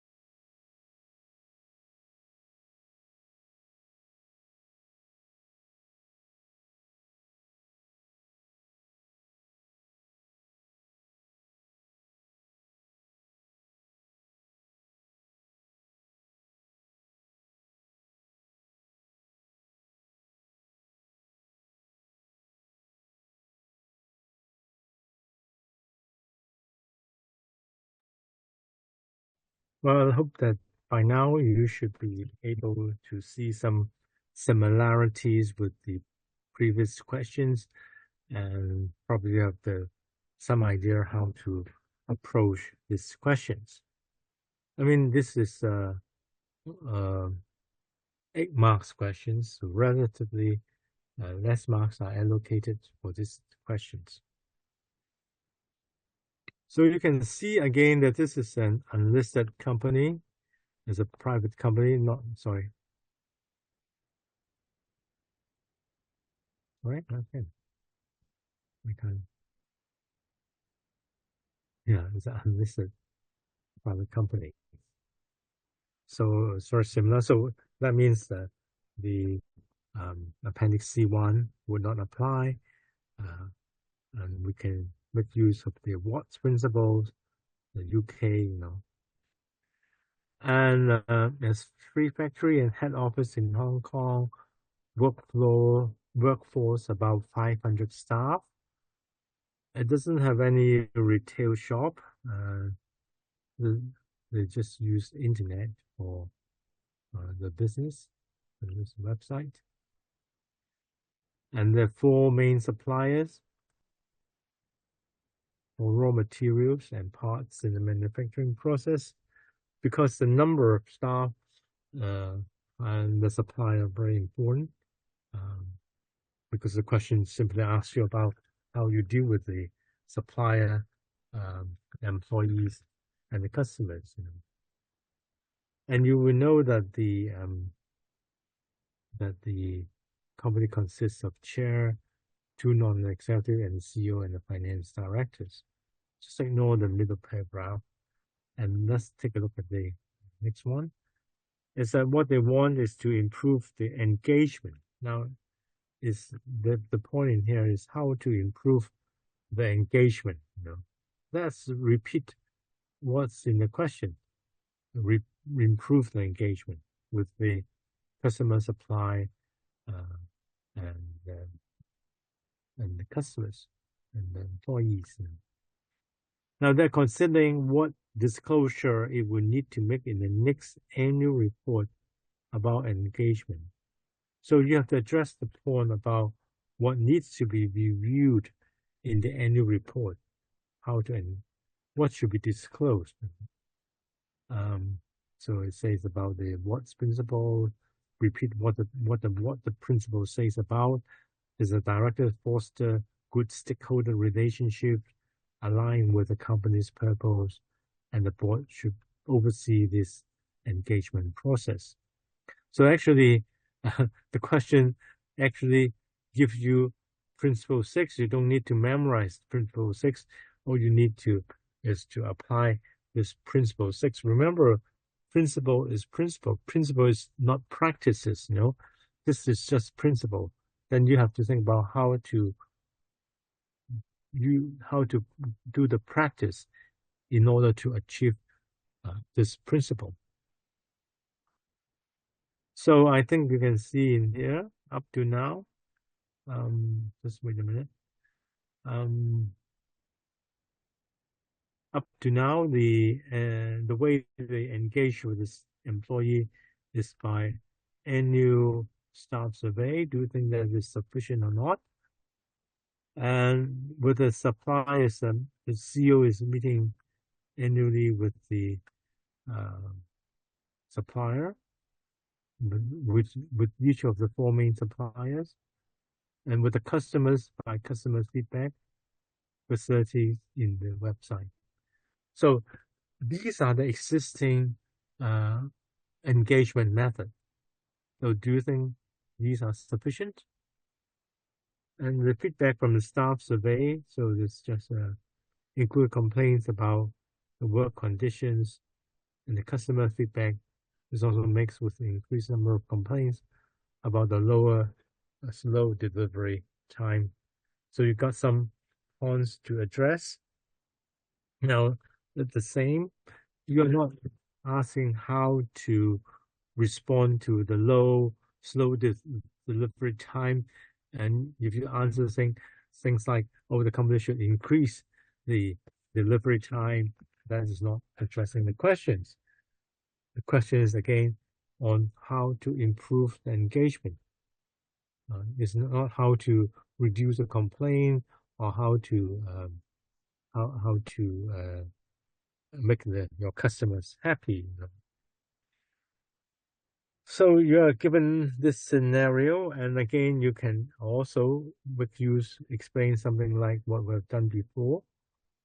It's about the different methods of engagement, like proactively engage with the stakeholders, and what's meant by proactive, reactive, and interactively, and then you can apply these to your scenario, right? So these 3 are the general principles or general methods, and how you would apply this to your company. So you have these different methods, and how would you apply to stakeholder, and to show employee engagement, to supplier engagement, and to customers engagement. Probably this would be the application side and the practice side, and there's no sort of right or wrong answer as long as you give some better suggestion on how to improve the engagement process. Marks will be given, and it's open-ended in this sense, and you're free to suggest any methods that are valid and that are reasonable. Now, for example, in terms of employees, so what they only get is the staff survey. From the survey, they got some complaint. So obviously, you can think that you only get the result only once in a year. It's just an annual survey. So probably you can increase the number of channels of communications. Maybe you need a more two-way dialogue between the workforce and the management. They can share more of the ideas from the employees with the senior and management. Of course, in Hong Kong, we don't have this. Not many companies have this trade union. Then if there's something like trade union, then you can engage with those trade unions or some groups representative of the employees. So maybe you can increase the number of channels for engagement. Maybe you can give whatever suggestions that sounds reasonable. It's good, Maybe you have some workforce advisory panel in each of the factory. So they mentioned about the free factory and headquarters. I think most of the problem about this is from the factory itself. Is the working conditions maybe. So you may need to have some representative from each of the factory and see if there's any problem with the working condition in the particular factory. It's up to you to think about what ways to improve. You can think of some advisory panel at each factory and at the headquarters, so that in each of the site there are some representatives. So the problem in one site may be different from the other site, so that you can have a more clear understanding of what are the problems at the different sites. So because the people working in the factory are quite different from the people working in the headquarters. So because if the complaint is about the working conditions in the factory, so probably you need to know more about which factory has a problem. So you should take a more proactive approach. You have to understand the concerns and some dialogue communications. And I mean, as far as the practice is concerned, you can suggest whatever you like so as to improve. So what you can say is the annual survey is not sufficient. Once a year is not sufficient. You can think of any reasonable practices that can improve the communications. The next, of course, will be the customers and the communities and the suppliers. Now in here it says that they only have four main suppliers. They only have one meeting with the key suppliers with only a chief executive. So you have to read this in a little bit more detail so that you can find ways to improve. Is it good to talk with the chief executive? Who is the chief executive? He's the head of the management. Then maybe the way to improve is that you have the meeting with the supplier also together with the directors. So the board should ultimately be responsible for stakeholder engagement as well. So chief executive meeting, it may not be sufficient. You may need to have meetings with the other directors in the meetings. So the chair can sit in there, and the other non-executive directors can also attend the meeting. So that was good to improve the the meeting, see what they say, and then report back to the board of directors and see what further things that they could do about it. So you can see that now in this case, hints are given in these questions. I don't think many people really pick up the point about chief executive meeting. They can pick up the point annually, or they will say, oh, that's not enough. They may have 2 or 3 times meeting. I mean, that's fair enough. I think with the main supplier, once a year, maybe already good enough. Do you really need to have 4 meetings with the suppliers or 5 meetings with the supplier? I mean, some of these suggestions may not sound too sensible to have, oh, I have 6 meetings. Every 2 months I have a meeting with the supplier. I mean, that doesn't sound sensible, actually. But actually, the point they want you to raise is this point about chief executive. And you should expand and say that this is not enough. Maybe you need to have the board, or they should report to the board, and the board should ultimately have some meetings. And one issue is that they only meet with the main suppliers. And how about the smaller suppliers? Do you need to improve the engagement with? So that's the point in this question they want you to raise and discuss. As long as you give a reasonable answer, or they should also concern about the other smaller suppliers, and they should also engage with them by some informal or formal methods. I think that would be good enough. I mean, as I've said earlier, as far as this practice are concerned, there's no right or wrong answers as long as it's sensible and you can justify your answer. I think marks will be given.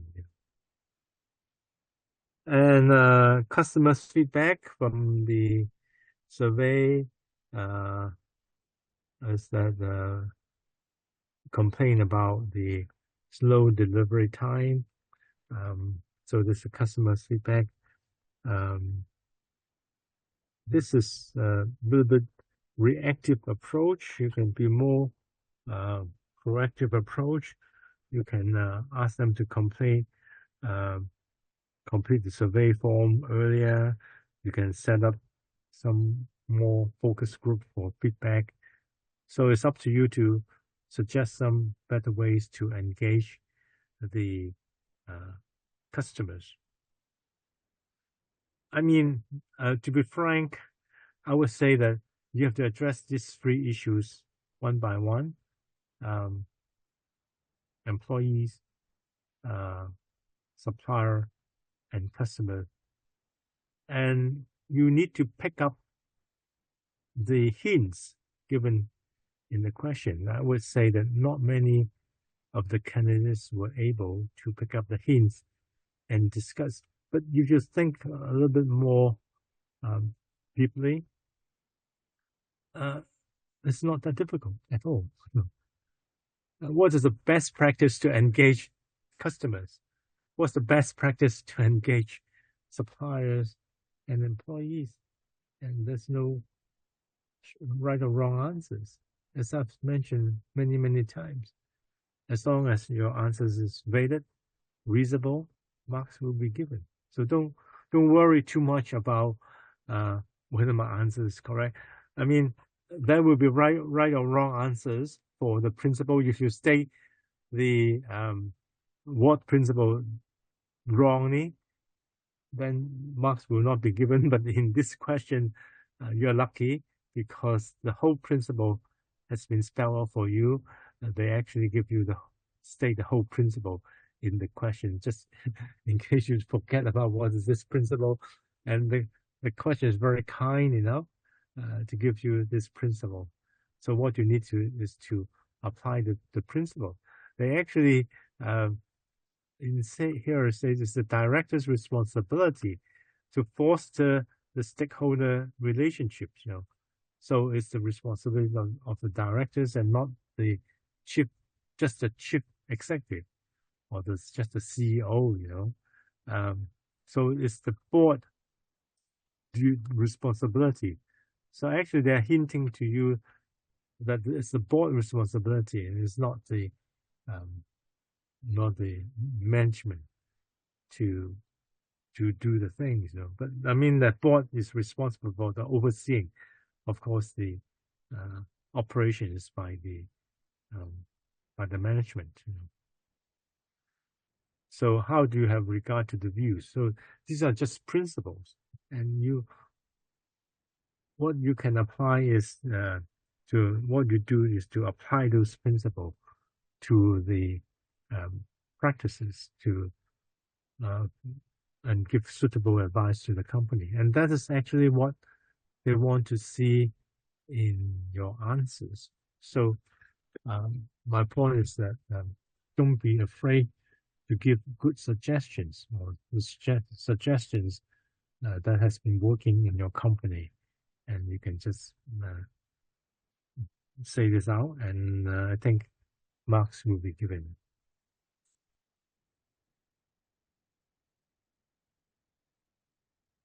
Right. The last example from this section 3, the section C, is something on ESG disclosure requirement. Um, and you can see that this ESG reporting is within your syllabus, so it can be asked. And let's take a look, give you 1 minute and think about how to approach this question. There's not much related to this particular company that we need to talk about, but just something very general. So again, I give you 1 minute. Take a look at this question and see how you would respond to it. 1 minute.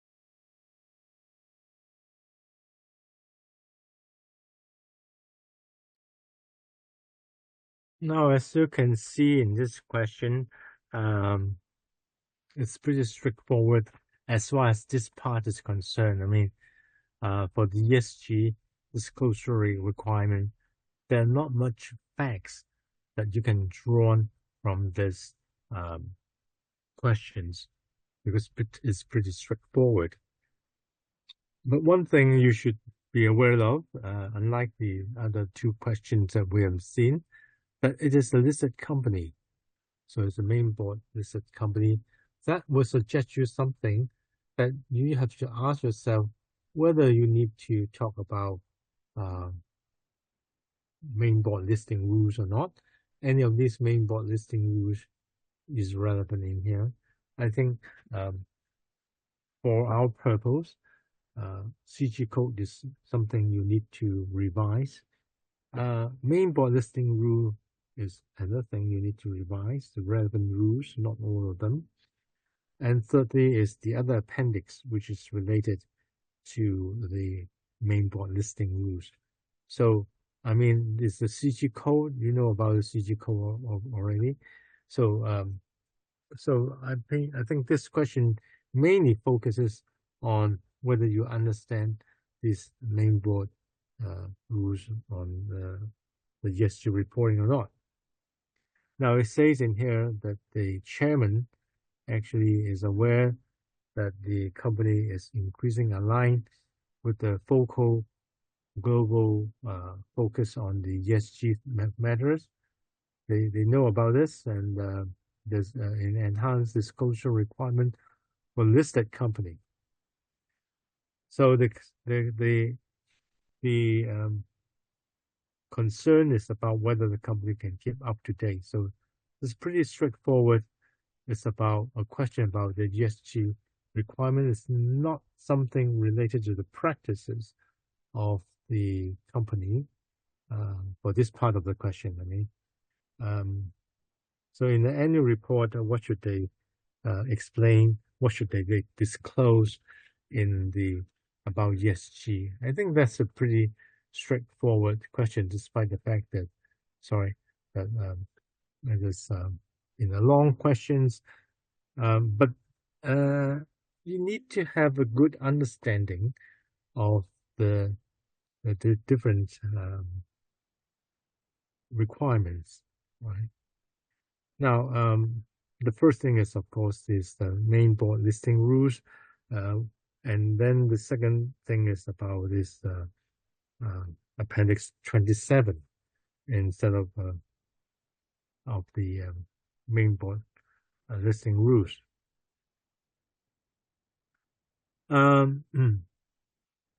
So it's about this chapter 13 of the main board listing rules. Is related to the ESG disclosure requirement.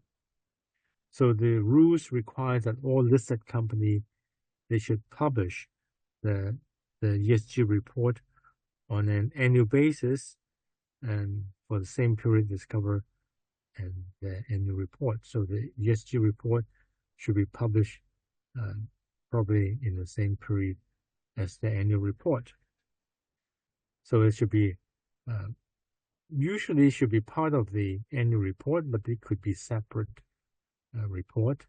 But it should also be published in the stock exchange website as well as the company's website. So I mean, this is this main board listing rules, and you are going to discuss the requirement. So the question in here is about the requirement. So you need to explain the main board listing rule as the requirement, right?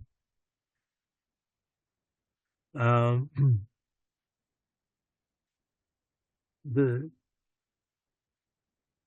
second thing is that they have the rules also require that they have to disclose information under the mandatory disclosure requirement in the ESG report guideline and state whether they have complied or explain the provisions in this ESG reporting guide. So in this, you have to go back to the Appendix 27 and look at the ESG guide. What did they say? But firstly, you have to mention the main board listing rules 13 on 91 first.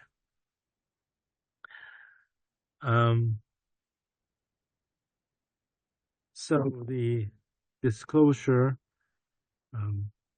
requirement.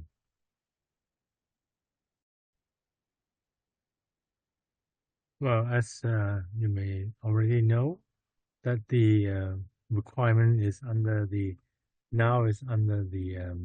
C2 of the appendix. Previously, it was appendix 27. So probably you need to explain a little bit about this C2 requirement, appendix C2 requirement, the guideline. The guideline, you know that there are two levels of disclosure requirement. One is the mandatory disclosure requirement, and the other one is the complaint and explain provisions under the this guideline, you know. So the mandatory requirement are set out in Part B, and they should disclose some of the things in the mandatory requirement in the report. What are the mandatory requirements? So in Part B, it is a statement about the governance structure, a statement about the reporting principles, a statement about reporting boundaries. So that is the Part B of the mandatory disclosure requirement. I would advise you to look at the Appendix C2 and revise this Appendix C2 and learn them a little bit by heart. At least you have to understand the basic requirements under this regulations.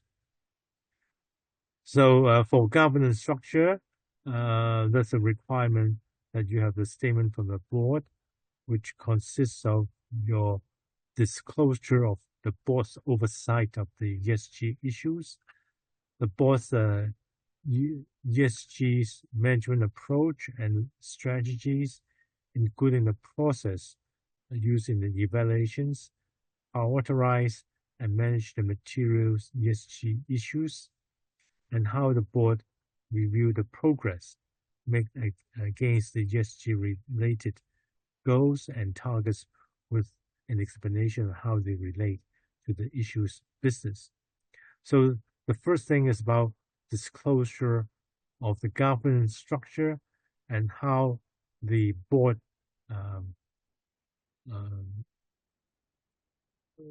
approach to the ESG, right? Now, the second disclosure requirement is about reporting principles, and it is a description or explanation of the principles in the preparation of the report, which are materiality, quantitative, and consistency. You know? So, for the materiality, the ESG report should disclose the process to identify the criteria for the selections of the material ESG factors. And if the stakeholder engagement is conducted, then there should be a description of the significant stakeholders identified and the process and the result of the stakeholder engagement. So that is the materiality part.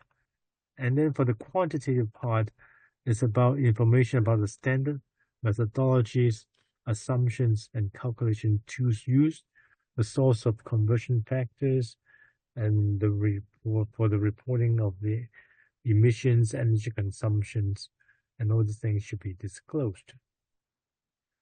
And the third reporting principle would be consistency. The issuer should disclose in the ESG report how any changes in the method of a KPI used or any other factors that would affect meaningful comparison. So apart from disclosing the governance structure, which is mandatory, disclosing the reporting principle, which is mandatory, and finally, they should disclose the reporting boundary. So it's a narrative explaining the reporting boundaries of the ESG report and describing the process used to identify which entities or operations are included in the ESG report. If there's any change in scope, the issuer should explain the differences and the reasons for the change. So these will be the part which are mandatory in the report. So this is in part B of the Appendix C2. And then there's also comply or explain provisions in part C of the guideline. So the issuers should also report on the comply or explain provisions. So, I mean, I think most of you will understand what is meant by comply or explain, but this time is not on C1 but on C2. So if the issuers does not report on these provisions, they have to give reasons in the report. So they have to explain why this has not been complied with.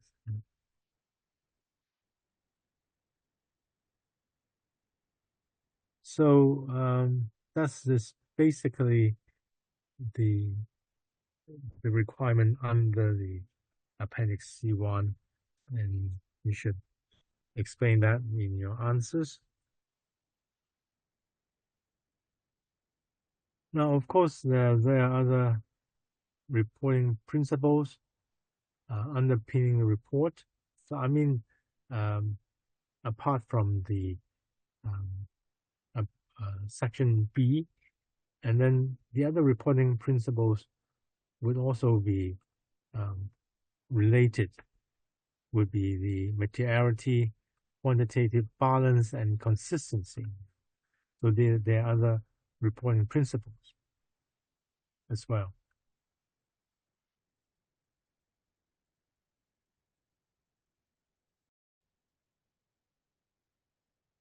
So, I mean, in the answer, you have to explain that this company hunter need to follow the reporting principles in the preparation of the report. And as I mentioned, the 4 principles are relevant in here. The materiality, that is, the report should discuss the ESG issues which are sufficiently important to the investor and to the other stakeholders. Quantitative, that means the company should set a measurable target and key performance indicators to reduce a particular impact. The effectiveness of the ESG policy and management system should be evaluated and validated, and quantitative information should be accompanied by the narratives. And then for balance, that means the ESG report should provide an unbiased picture of the company's ESG performance. Selection and omissions of information should be avoided, and both positive and negative trend should be reported. And consistency, that the company should use consistent methodology to allow meaningful comparisons over the time. I mean, these are quite straightforward. I mean, for this question, these are quite straightforward. So all you need to is to explain this main board listing rules 13.91, as well as this Appendix C1.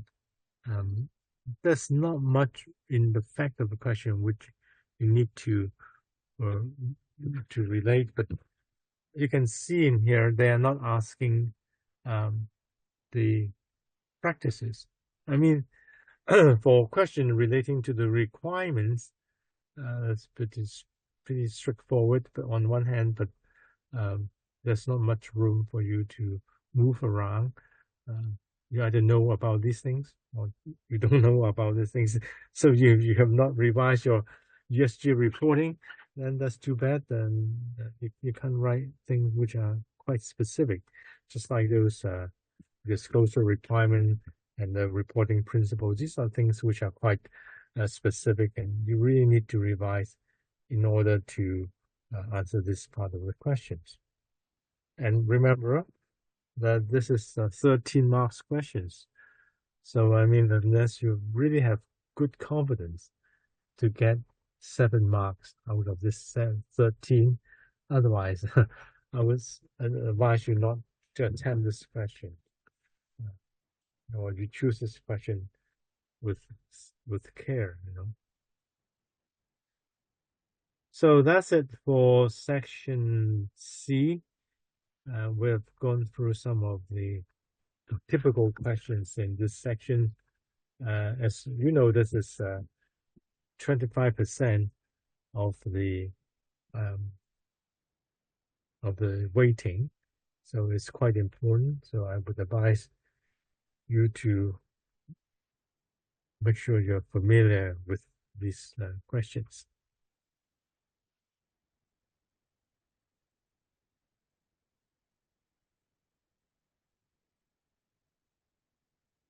Next, we can move on to look at the section B, which is on risk management and internal control. So comparatively, these sections only carry 10% of the weighting. Nevertheless, you can see in here, 1 or 2 questions have always been asked in either part A or part B. So, I mean, it is essential for you to have a good understanding of these questions, of these sections, because it always comes up, even though it's there's not much uh, about this in terms of content. There's not much. Relatively, it's a smaller sections, but just don't ignore it. You can get these marks quite easily, and if you revise these things well. So these are not particularly difficult at all, and especially if you learn this well, then it is good to proceed further because you have another risk management subject in the next level. That means that if you revise this level well, this section well, that means you could have a easier life in this risk management syllabus. So it's not all about risk management. It's also about internal control. The point about here is that they're asking you about the system of risk management, uh, how you develop the risk management system and the internal control is something important. So make sure you understand how to develop the risk management system, what's meant by internal control, and all these things can be asked in the questions, really. It really comes up quite often. The second part is on restructure. That means you have to understand the roles of different parties in risk management, as well as compliance. Sometimes, specific topics like whistleblowing, cybersecurity are also being asked.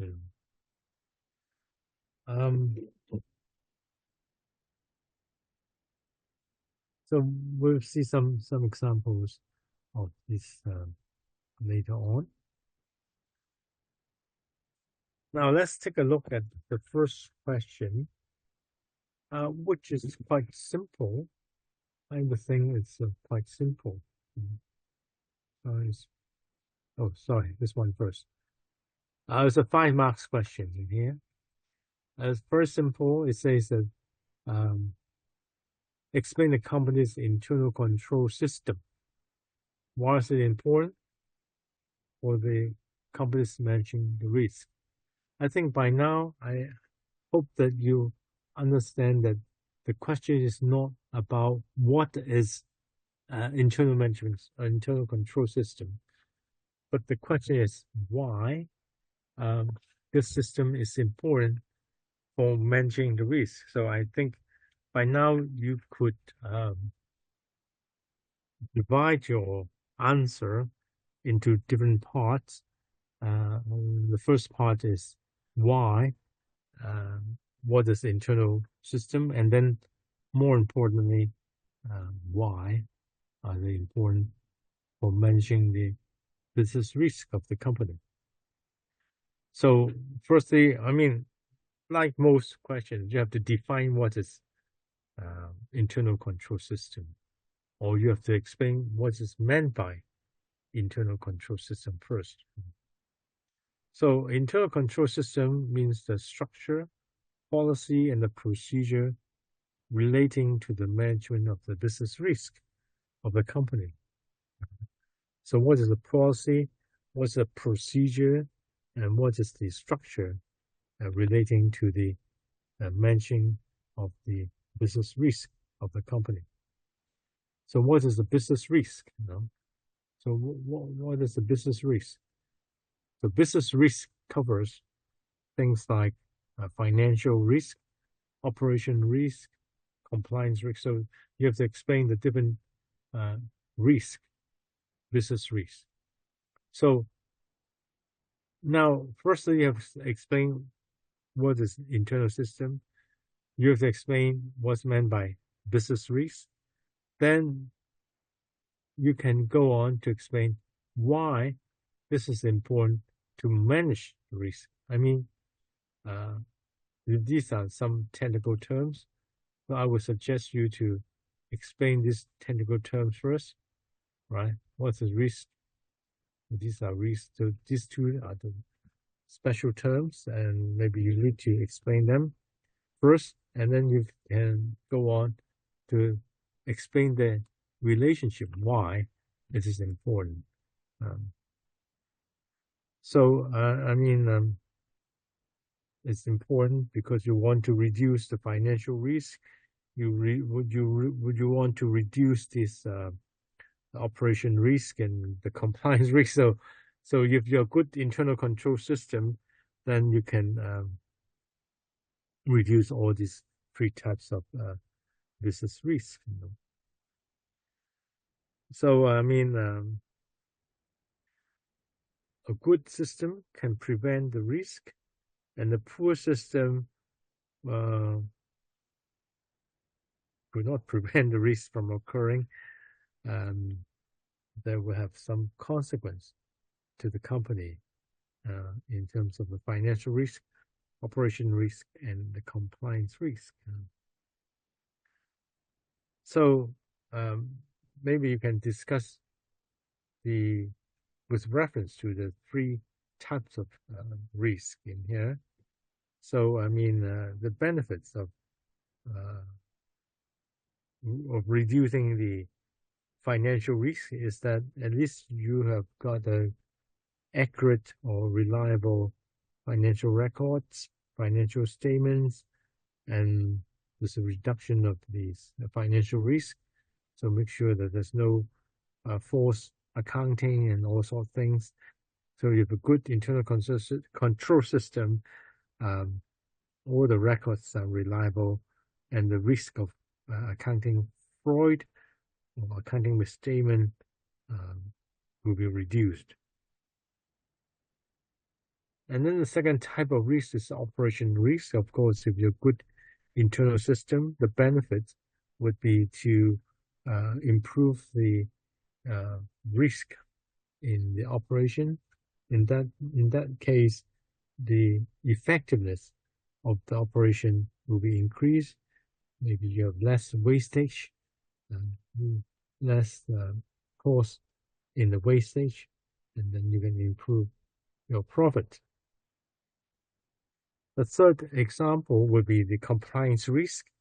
Of course, if you have good internal control system, then you comply with the law and regulations, so you will have less risk in facing litigations, less risk in being sued, etc., etc. So I mean, These are important in reducing the business risk. And then in here it goes on to uh, explain what is the rules relating to the internal control system. Now, see if you can still remember the code provisions. And actually, in code provisions, it says that the board has to ensure the review of the effectiveness of the company's risk management and internal control system, ensure that the review has been conducted at least annually and should be reported to the shareholders, right, in the corporate governance report. So in that case, the board should ensure that there's a review of the effectiveness of this internal control system within the company and give suitable report to the shareholders in the corporate governance report. So you can see that this is a very basic and simple 5 marks questions. I mean, as long as you know what is meant by internal control, what's meant by business risk, I think you can get a good marks for that.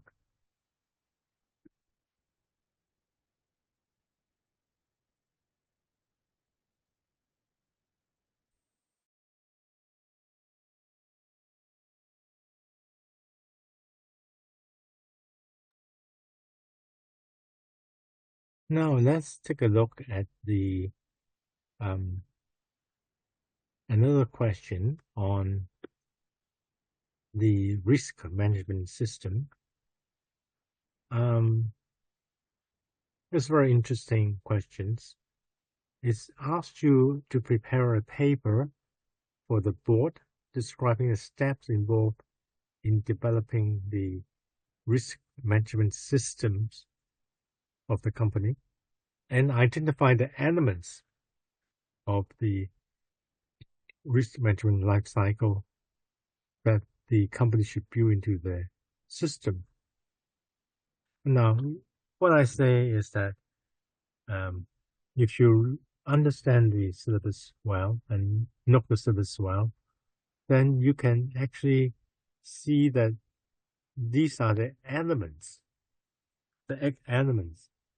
you need to write down in your answers, really, in developing the system. So you can see the same wording, developing the systems and the elements. So these are the elements.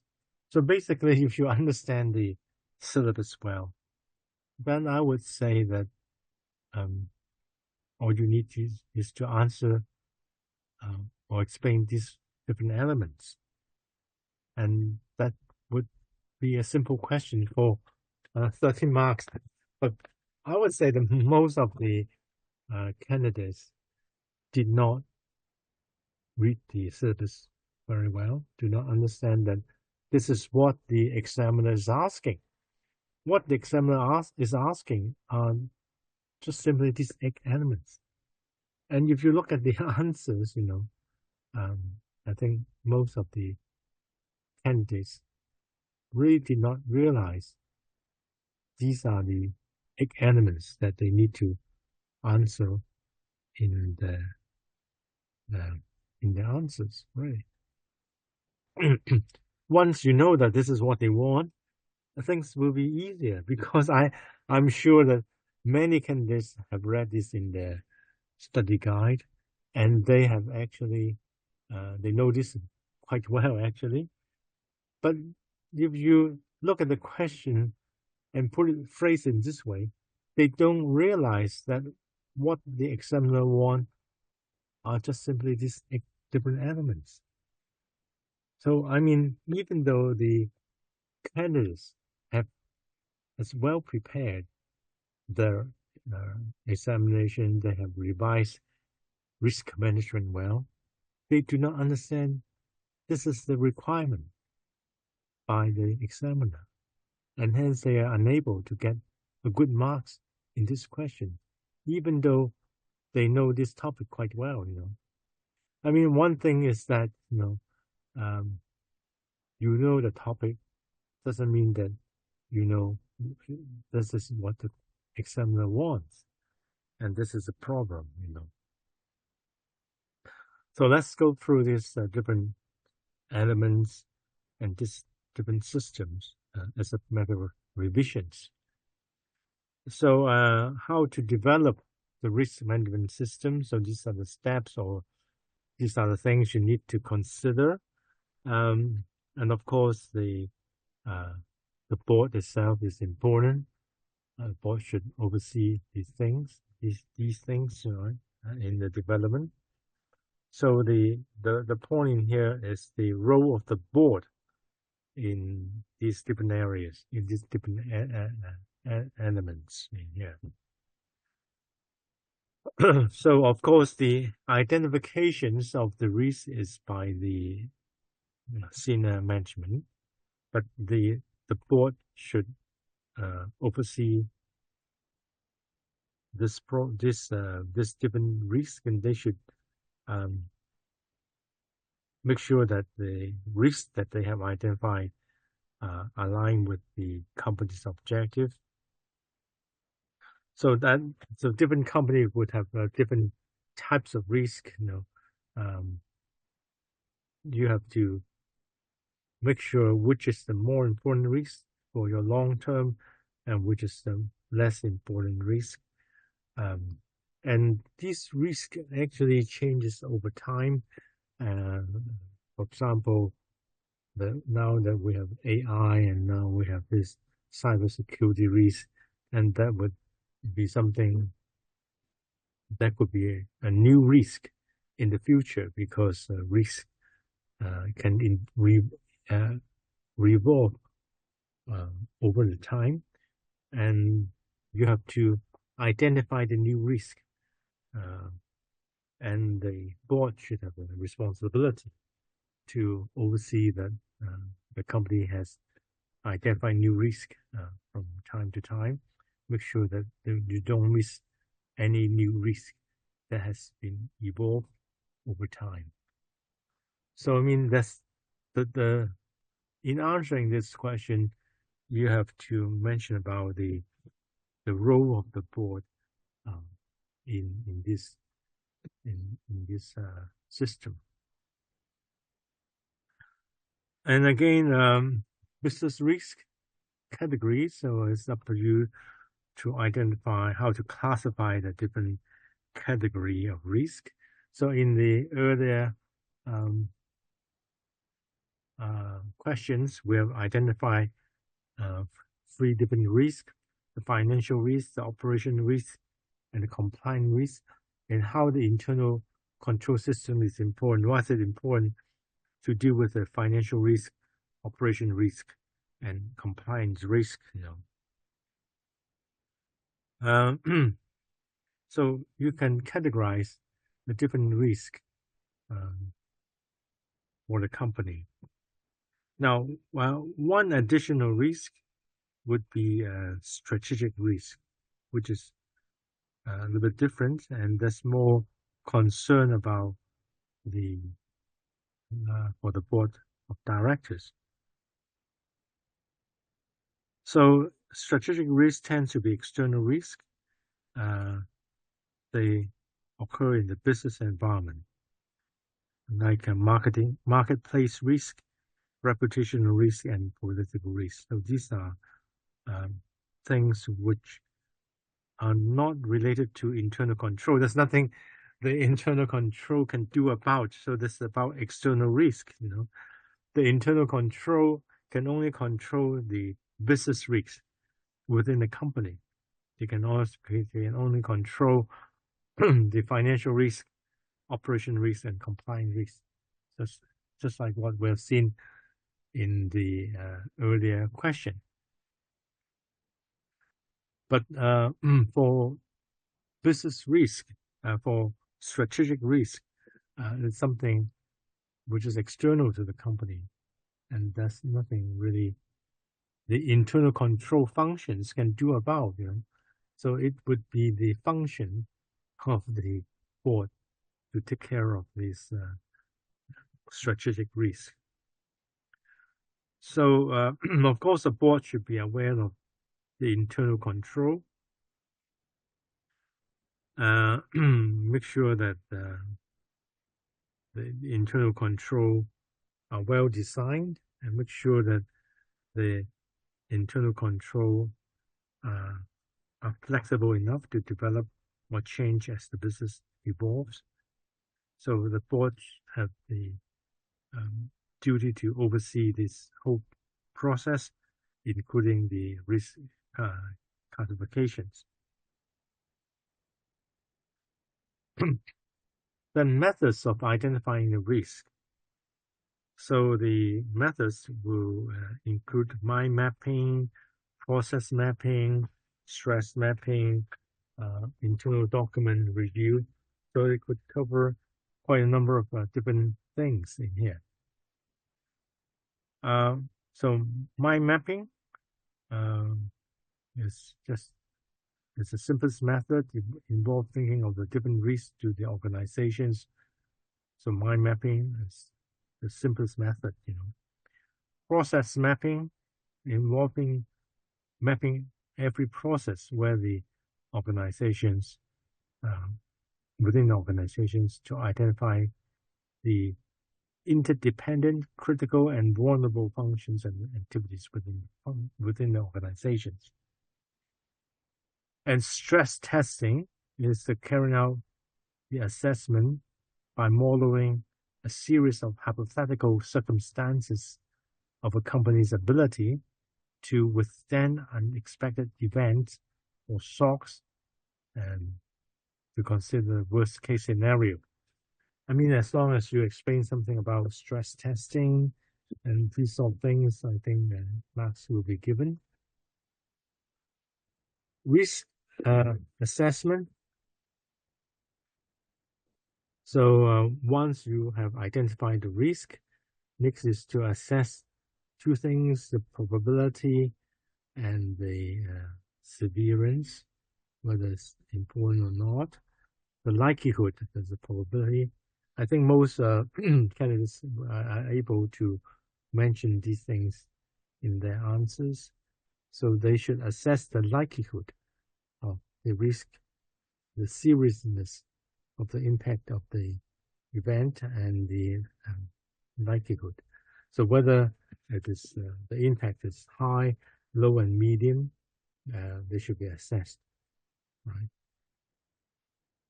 So what is the role of the board? The board, with a recommendation of the management, should consider the company's risk appetite and risk tolerance.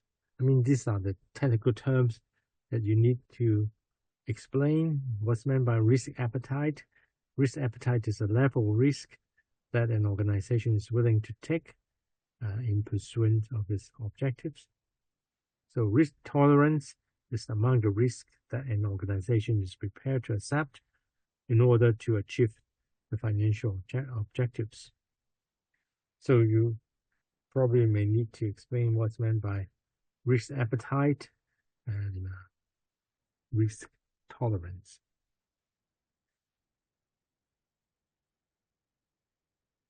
Then response to the risk, how you respond to risk. So there are different ways to respond to the risk. I mean, different books will have different methods. So I think in your study guide, it mentioned something about avoidance. So if there's a risk, you can just simply avoid the risk. Avoiding the risk means to reduce the probability that it occurs. You just close the business, then they could avoid the risk. Of course, there's a very negative way of doing things. You just shut down the business, then there will be no risk. And the opposite of avoidance is to accept the risk. You just retain the risk because you have assessed the risk and you think that this is not a significant threat to the company. And even though the company may have no control over it, then you need to accept the risk.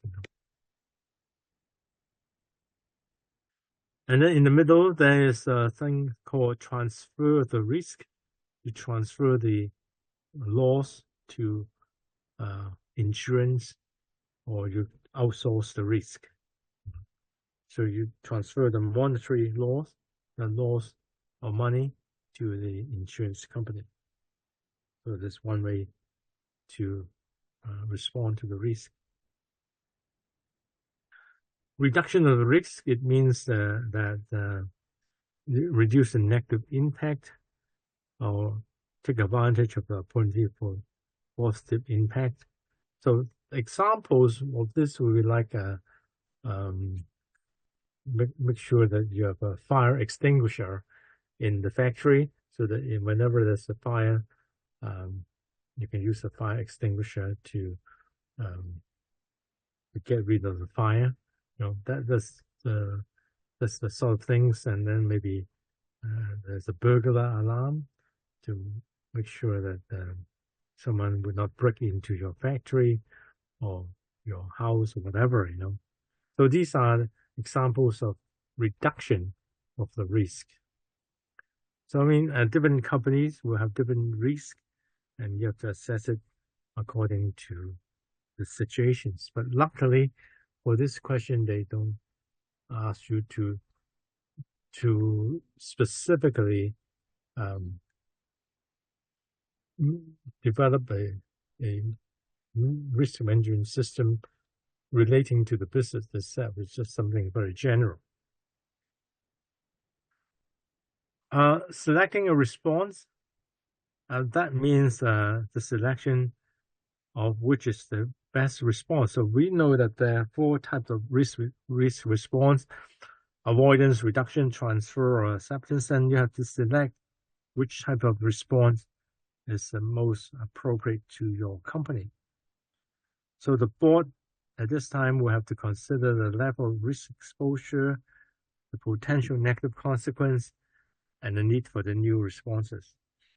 So it is open to accept risk, and the roles of having ultimate responsibility of risk. It is important to understand the level of risk that the company is facing, and the important of the company's response if more than one risk develop simultaneously.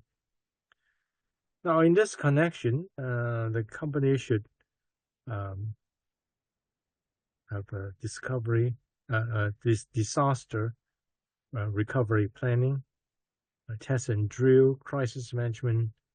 So these are part of those risk management process.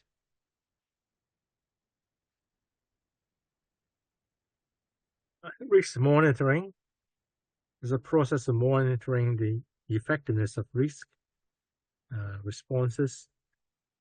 So you can use different methods to monitor, like stress testing, use of internal audits, etc. I mean, that's pretty straightforward. Lastly is risk reporting. So the outcome of the risk should be reported and communicated to the board through regular risk reports from the management. And you use tools like risk register, dashboard. So this enables the board to evaluate the risk. Right. So I mean, these are the 8 different elements in the risk management system. I mean, it's in the study guide. You can simply revise these different elements. Make sure you know how to talk something about it when you are being asked. I think for this question, there's a point about cybersecurity, and there's a point about supply chain. I don't go into details of this risk. So for this question, you need to address how to respond to these two types of risk in particular. So I think we just explain the different elements, and you can apply it to these two scenarios, like stress testing and things like that. Um,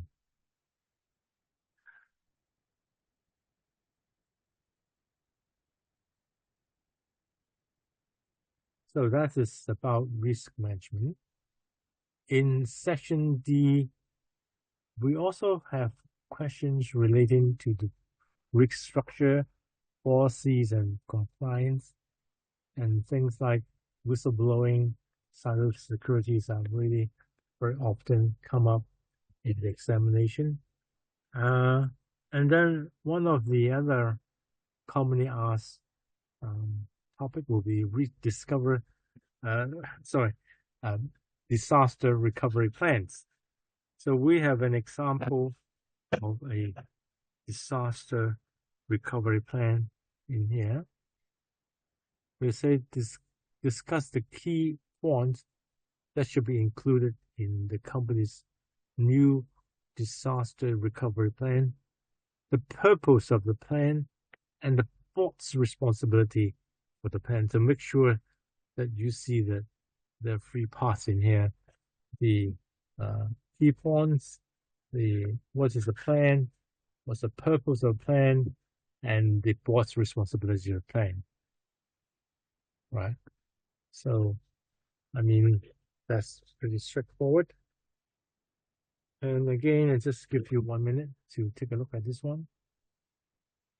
See what are the points that you can look down and discuss it later.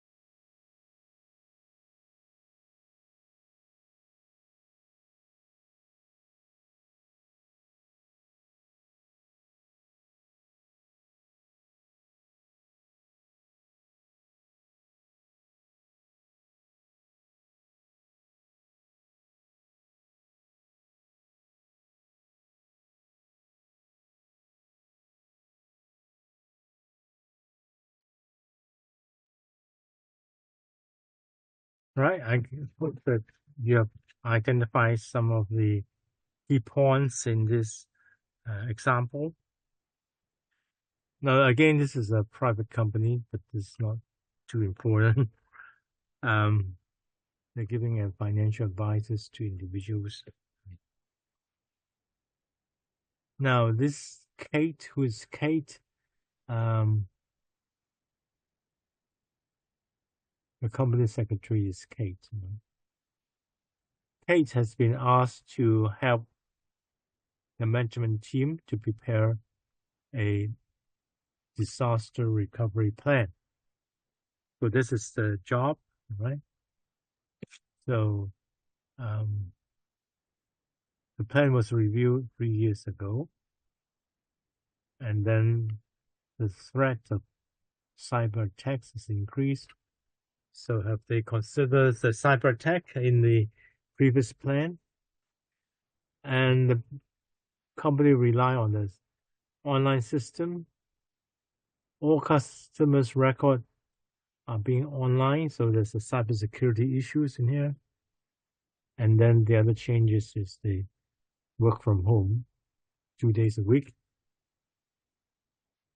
So these are some of the issues that you may need to discuss. Write down your answer. So the question here is discuss the key points in the new disaster recovery plan. The purpose of the plan is one thing, and the board's responsibility for the plan is another thing. So you have to address these points as well. What is the board? So I think you can just structure your questions, your answer into what are the purposes, the points that should be included in the plan, and the board's responsibility. I think it is quite easy for you to identify these are the three key areas that you should discuss in your answer. So firstly, about the purposes of the disaster recovery plan. The purpose is to set up what should be done if there's a disaster event. So if there's a cyber attack, what should the company do in such a situation? Well, the purpose is to manage or mitigate the loss or the negative effect due to the cyber attack, and so that the company can recover very quickly and they can resume business as usual. So, I mean, cyber attack is one example of this type of disasters nowadays. Another example would be something like physical destructions, fire or flooding that could also cause damage to the informations in the office and all these other things. So this, I think since the question asked about cyber attack, so the cyber attack would be the issues for this particular company.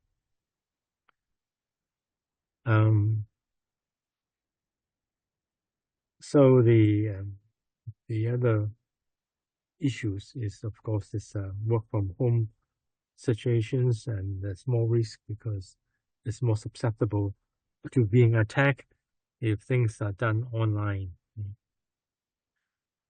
So you have to make this company more resilient in the case of an event that affects the use of its head office. The head office in here is in Hong Kong from one office building. So if this head office has some trouble, then maybe all the other branches will be affected.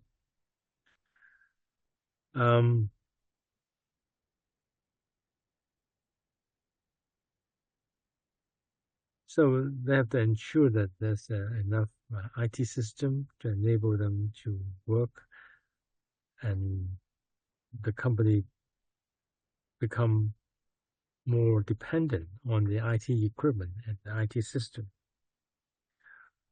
So that's the whole purpose and the issues for this particular company. So what are the key points that should be included in the plan? For these key points, I think it's a bit open-ended, just like the practices. I mean, for the practices question, you really know there's no need for you to memorize anything. Really, you use your common sense to answer. So if you're asked to have a discovery plan, what would you do? What are the elements in the plan? I just remind you about the six W's and X. What, how, whom, where, etc. You can make use of this to help you to write down very briefly the main points that you could discuss in this disaster recovery plan. So who should be responsible? There's such an event. What would be the event, like cybersecurity? What are the events that can invoke this disaster recovery plan? So you would identify the events that could be a threat to the business continuity. So any event that can stop the continuity of the business cannot continue, should be identified. So what are the event, and so what are the things which are essential? Just like in this case, of course, it's the customers' data, which are important because it's a financial advice company. So, I mean, customers' data is important. So, or the customer's record is important. If you lost all this data, then probably you cannot continue your business. So it's a business continuity plan. The disaster recovery plan means that once you're being attacked, then how can you continue your business? So, I mean, these are common sense that you need to have backups. So for all the data, you should have backups. So in case one of the system collapse, then at least you have the backup to help you. So where who, how, where, that sort of things. Where should you locate your backup in the cloud nowadays?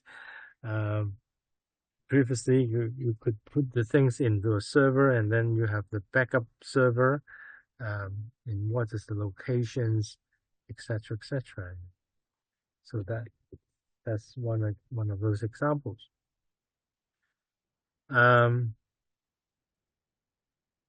Then you identify the source of the attack and the steps that you should take after the event. So once you know that it's been attacked, unfortunately, and all the online system collapsed, that you cannot work, then what should you do? What are the steps that you should take? So the long-term steps that you would take in response to the event, the procedures of internal communications about the event, and the company's response to it. So maybe after the event, because if there's a disruptions and nobody can receive the email, so after that event, maybe the board can give an explanations, and through the internal communications about the event and how the company deals with the event. So there's a communications between the board and the other staff. And there's also the need for communication. How do you need to make announcement to the public that the company has been cyber attacked, and you may not receive the email and that sort of thing. So make sure that if there's a cyber attack, make sure that there's no loss of data. If there's a loss of data, then you have to report to the relevant authority because of the privacy issues. The privacy thing is that it's about the personal data, and it may be a breach of law if you lost the customer's data. And we have seen quite a number of these cases in the past. Then maybe you have to think about what needs to be done, whether training or not, etc., etc. So these are some of the points that you could include in your plan. Talk about the purpose and the points. And finally, it's about the board's responsibility. So what is the responsibility of the board? Um, the board, of course, is ultimately responsible to ensure that there's a proper risk management system within the company, there's a proper control system. The board is responsible for the overall approach of the risk management. It's an oversight of the risk and how it is managed. So what is the responsibility of the board in relations to the disaster recovery plan? Um, Firstly, the board have to make sure that this plan is good enough. They have to be satisfied that the plan is in place. There's such a plan. The plan is regularly reviewed. The plan has been tested. So it's that they have the ultimate responsibility uh, on this particular plan. And secondly, they have to, of course, the job is not done by the board. So this board can dedicate some of the work in reviewing the plan to the relevant persons, including the management team or the company secretary.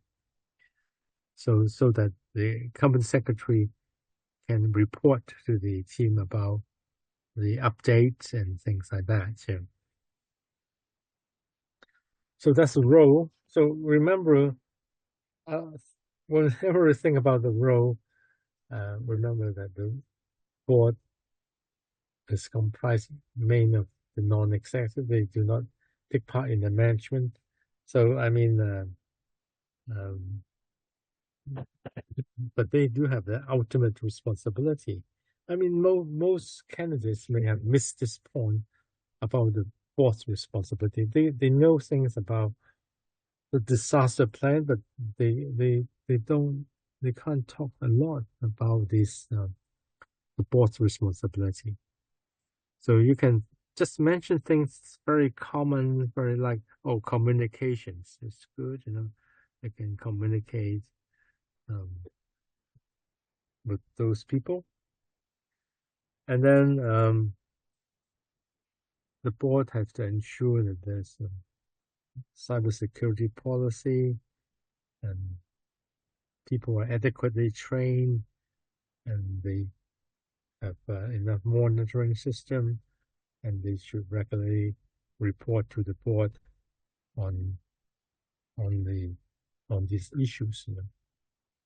So what I want to mention is that don't forget about to answer this part, right? I mean, people will focus on the discovery plan, but actually the plan, the question asks you about what is the board responsibility. And don't worry too much because the, there isn't much that you can talk about the board's responsibility. So you just say something general, but if you address this part of the question, at least you got 2 or 3 marks on that, which is very good already.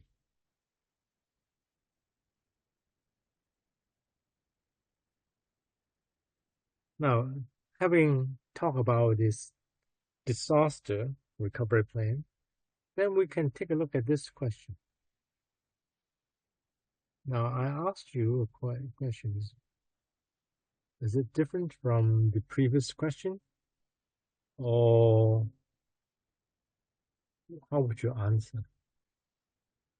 Again, I give you 1 minute to think about this and see if you think the answer is the same as the previous one or not.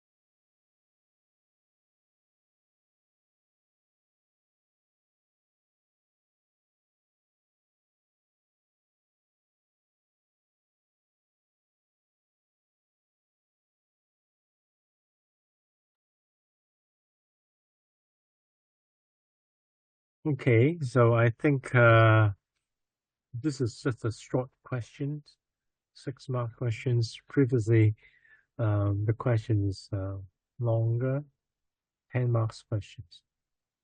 I mean, um, to cut it short, it's just about cybersecurity and the discovery plan. Uh, I think by now you should see that these two questions are more or less the same, even though they phrase it in different ways. Um, the key points in the recovery plan is basically the same as the elements in the discovery plan. The key elements and the key point in the plan, and this is the same cyber security, cyber attack. It's about cyber attacks. So in here, this question asks a bit about more about the purposes and the board's responsibility. But in here, in this question, it's just narrow it down to the elements in the plan and in in relations to cybersecurity. So I would say that basically these two questions are more or less the same, but usually candidates will fail to realize that they're talking about plan. What is a plan? The plan is something you have in your company, in your office, and if the thing happens, you just take it out and see what the steps that we need to do. So it's a plan. It's not something in response to cyber attack. I mean, if the answer is something like, okay, we should have a backup. So what's the difference in here? It's like the company should have backup.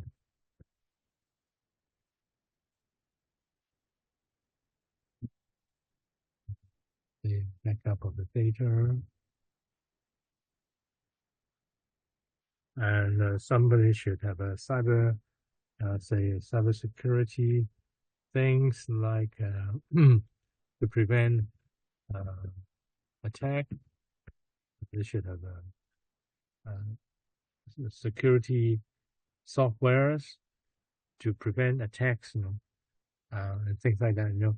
So usually when candidates sees questions like this, they will come up with this sort of answers. Do you think they will get good marks on that?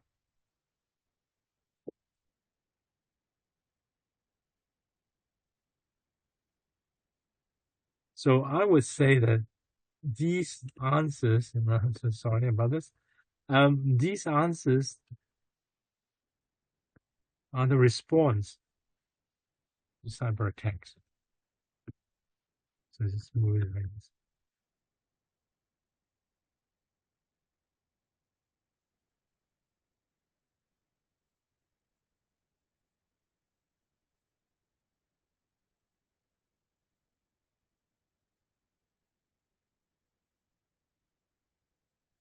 Or improvement measures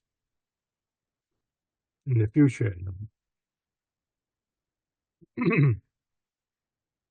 So, I mean, the candidates usually miss the point in that if you answer something like this, these are just improvement measures in the future. It is not the same. It is not the same as the plan. Even though some of this could be included in the plan, but you are asked about how to recover, planning how to recover the data, planning how to uh, prevent things happening again, or if it really happens, what do you do? Uh, I mean, how can you make sure that your business can continue even though you are being having a cyber attack? That is the point. Um, if you if the focus is on improvement measures, that may not be good enough. to get a pass. So that's why in the very beginning, we have emphasized the importance of reading the questions carefully.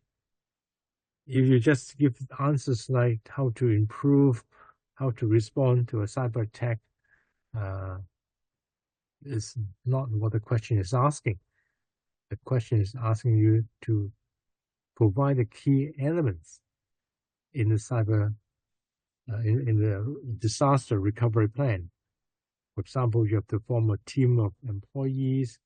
I say who, how, that sort of things, who should be responsible. So if such a thing happen, then these people, responsible people, will handle the things, and then they should get the data from the backup, and then give it to the frontline people to do the work, etc., etc.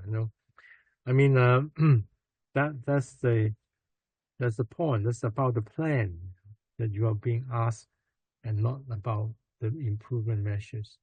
So I mean, it is very, very common that candidates misread the questions, and therefore they don't get good marks.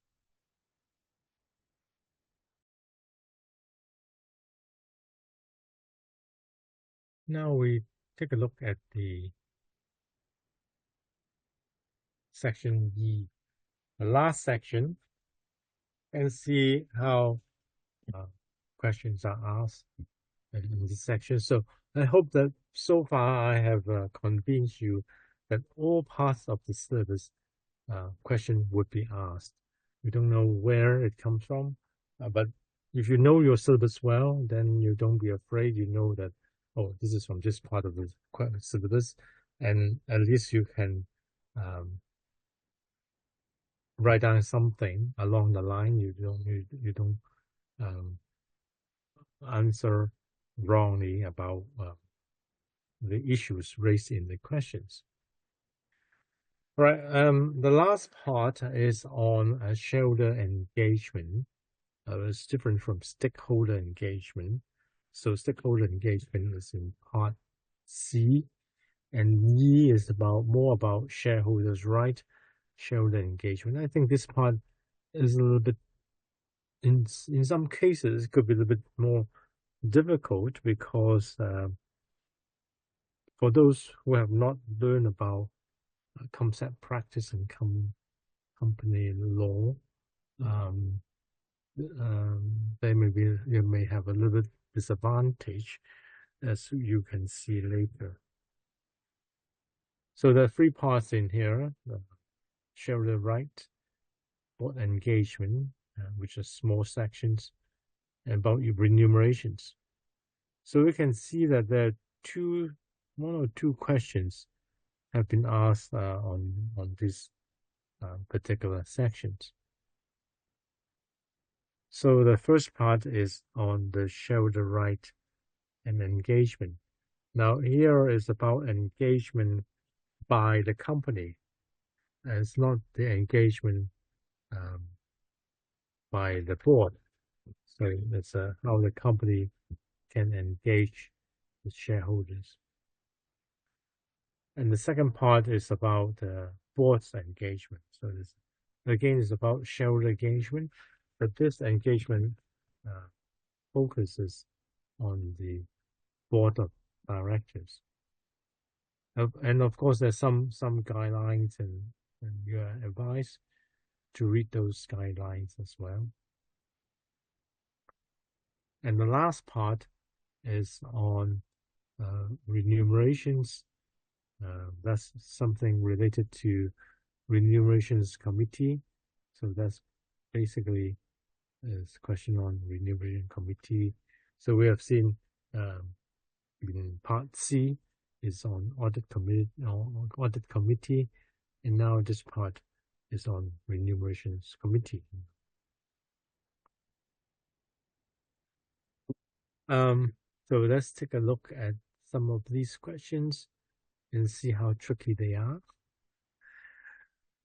The first one is a very simple one, straightforward one. Describe what's meant by shareholder activism and list three examples of this type of shareholder activism. So I think this is pretty straightforward. Most of you should not have problems on this, and probably you can guess that the the description part will give you 2 marks. If there's 3 examples, probably 1 example for 1 mark. So that's a pretty easy questions. So shareholder activism means the activities by the shareholders. They have some activity that aim to influence the decision of the board of the company in which they are the shareholders on the strategies or on the governance matters. They want to influence the company. They want the company to do something or not to do something. So usually, shareholders doesn't have the power in making business decisions. The decision power is on the board of directors. So when we say shareholders, if they want to influence the directors' decisions, then they use various activities to influence them. Then this is known as shareholder activism.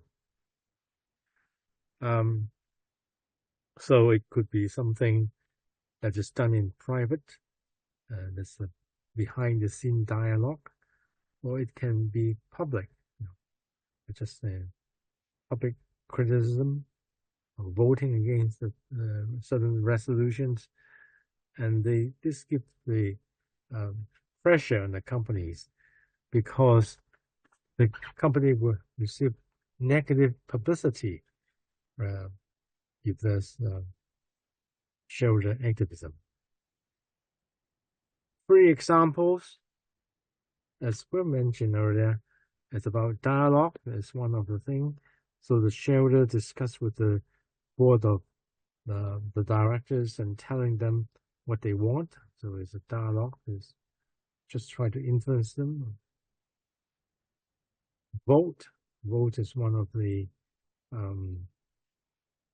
measures. They can vote against certain resolutions proposed by the company, or they can withhold the vote. They can not support certain decisions, and they can make public criticism of what the company is doing, or they can propose to appoint new directors, to propose some resolutions in the AGM, and they could have combine or have a concerted actions with the other shareholders and take joint actions so that they would pose a threat to the company.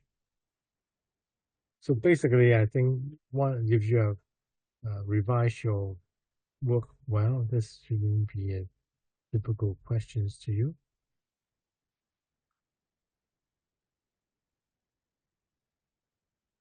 Now, let's take a look at this question. So it's about market abuse, market misconduct, and things relating to that.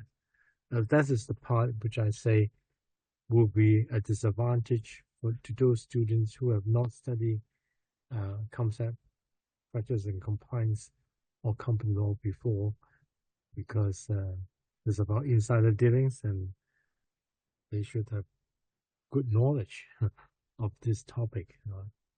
But anyway, it doesn't matter. So let's take a look at this question. Again, what are the important facts that you have identified in these questions? And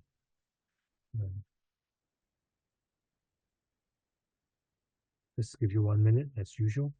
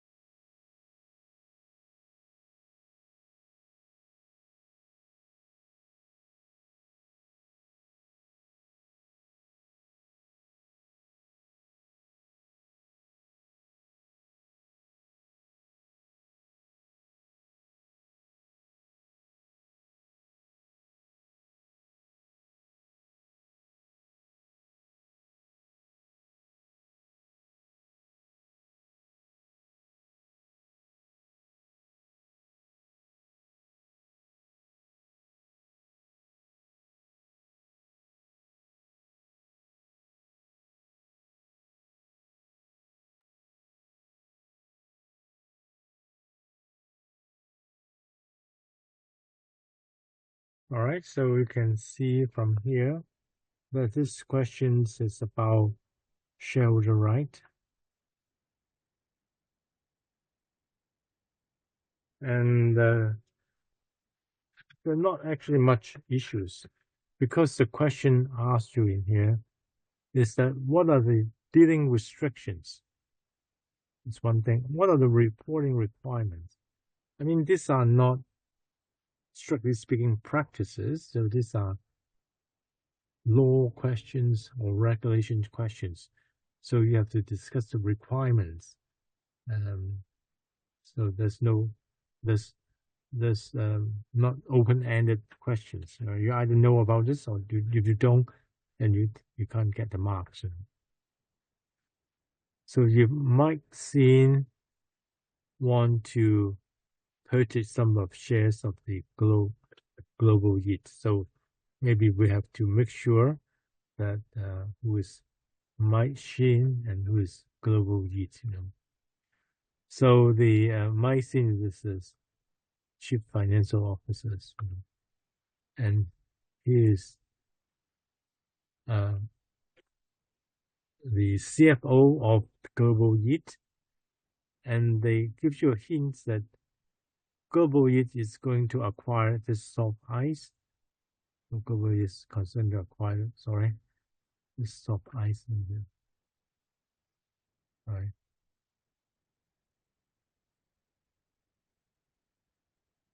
Right.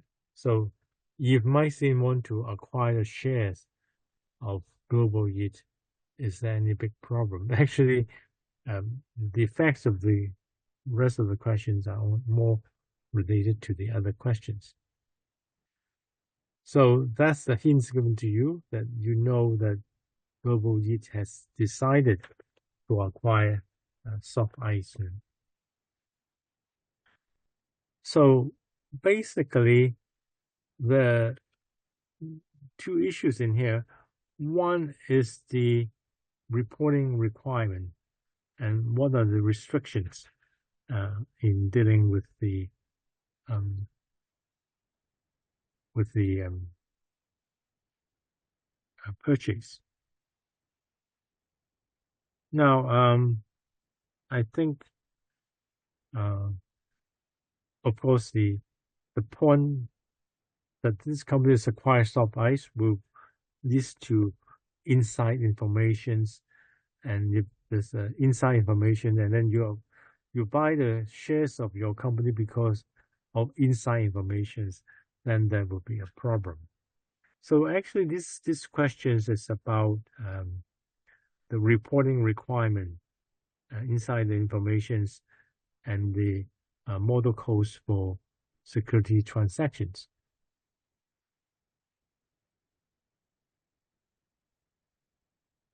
Okay. So let's look at the SFO requirement first. It's about insider dealings. So if you know that a company is going to acquire, so this is an information that is sensitive, it is not known to the public, and this information may affect the price of the shares. So, and because Mycene is one of the directors, and they have to comply the insider information restrictions. That is to say, you cannot buy the shares. Otherwise, it will be a form of market misconduct. So he is an insider, and he cannot buy the share because they have this inside information. Um, and then the next question. So that I mean, there are two issues in here. I mean, this is the restrictions and the reporting um,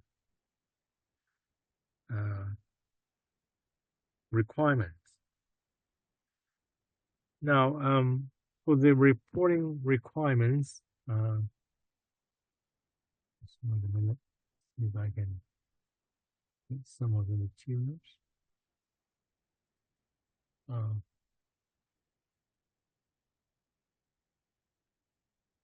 So you have to disclose the interest of the shares in the listed company. So that's related to the disclosure requirement.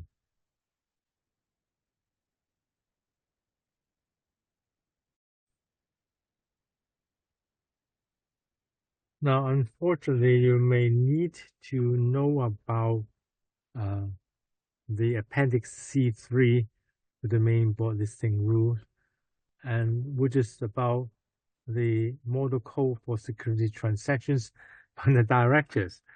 I mean, for those who have learned the company law or CSC, they should know about this, That's the code relating to the disclosure by the directors.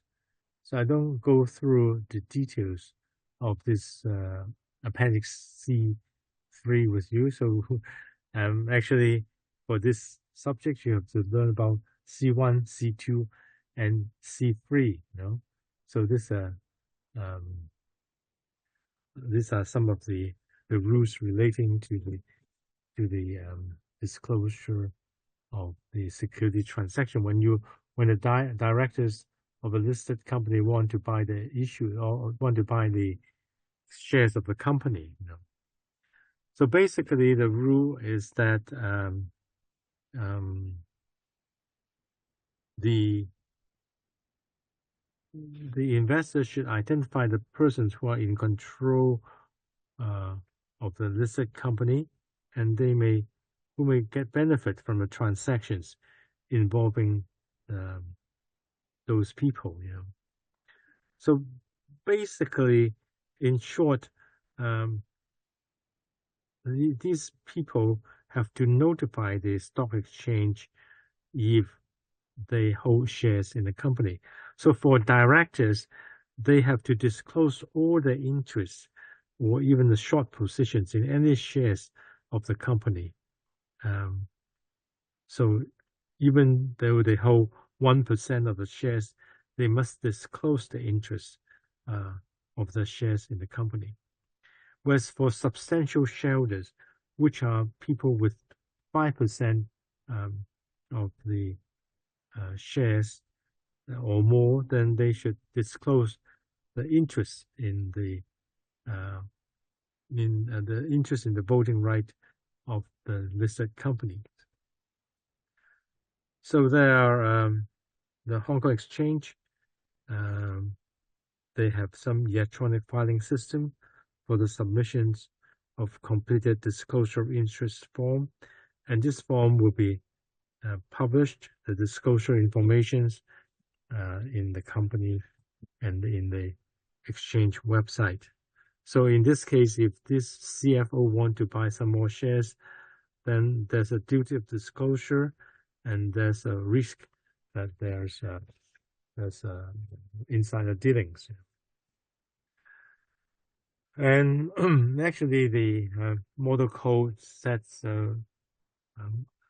some standards which the directors must measure their conduct regarding the transactions in securities of the listed company. If there's any breach of such standard, there may be a breach of the listing rules. So the number of rules by the directors.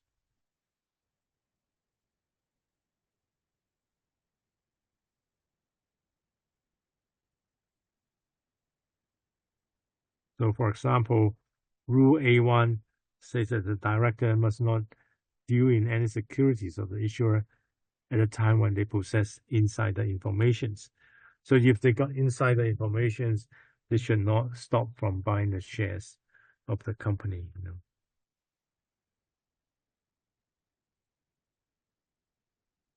So B8 also says that the director must not buy the shares of the company without notifying the chairman or the directors of the company, right?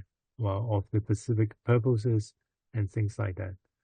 Probably you need to know the outline of these things. You don't need to know all the things about the code in here.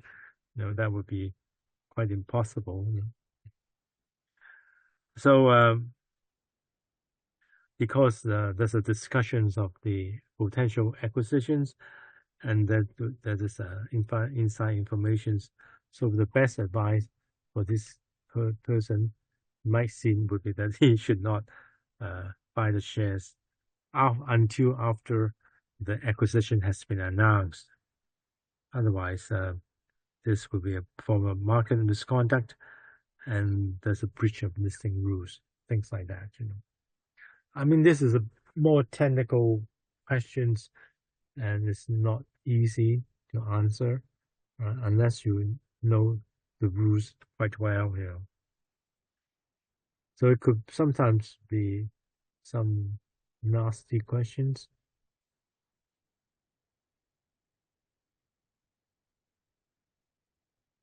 So let's take a look at something easier, which is in C2 E2.1 is about the board engagement. Remember, this time is about the board. The engagement by the board is about shareholder engagement and the shareholder activism, actually, and the AGM things. Now in here, there's a point in here is that you should refer to the CG code as well as international principles and practices. I mean, these are things that you need to refer to in your answers. Otherwise, you will lose some marks. So what's a shareholder engagement? In this case, not stakeholder, but shareholder engagement. Now in here it says before and after the AGM or at the AGM, having the comments about the company. So it's something related to some fact in the company. So let's take a look at this page again. I can give you 1 minute to take a look at this one.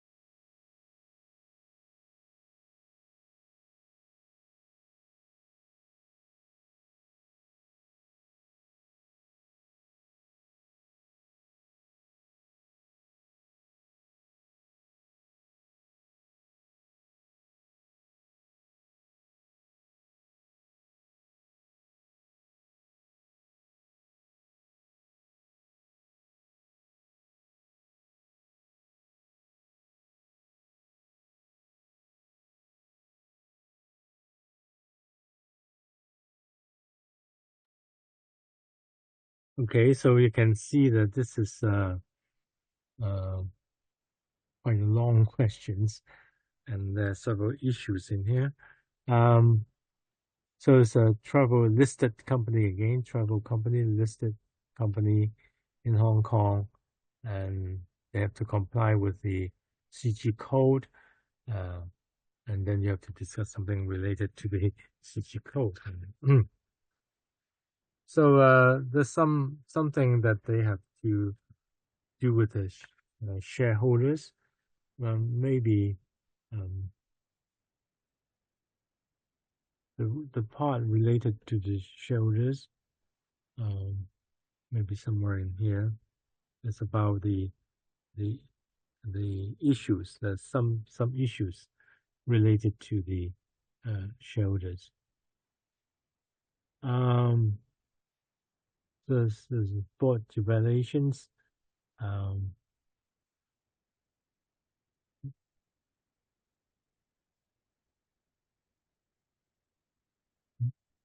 sorry.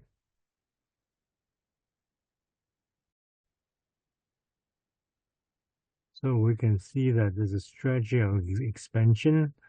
They published in the annual report about this acquisition and strategies. The chief executive stated in the report that they're considering more acquisitions, but two of the main institutional shareholders told the company's investor relation team that they did not support the expansion strategies. They're against the company making further informations, and the company is getting an AGM. Now that relates to something we have seen earlier, which is about shareholder activism. Now in this question, it's a combine of shareholder activism together with uh, uh, shareholder engagement, right? I think you have already identified this. This is the main issues in here, and then of course there's about another thing is about the audit committee, effectiveness of the audit committees, the conflict between the people, but there's a conflict. There's another issues may not directly related to the institutional investors. Now let's take a look at this question and then see what they want. Now you're given 11 marks and you're asked about the CG code. What does it say about the about the board's responsibility in the shareholders' engagement? I mean,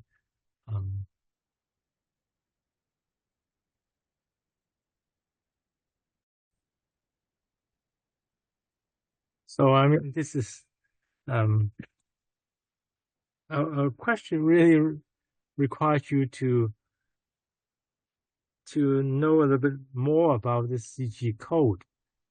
And you can see in here that the CG code, the section on shareholder engagement, and you're actually required to state the principles in shareholder engagement. For example, in here, they say the board should be responsible. So it's the board's responsibility for maintaining an ongoing dialogue and use AGM or other meetings to communicate with the shareholders.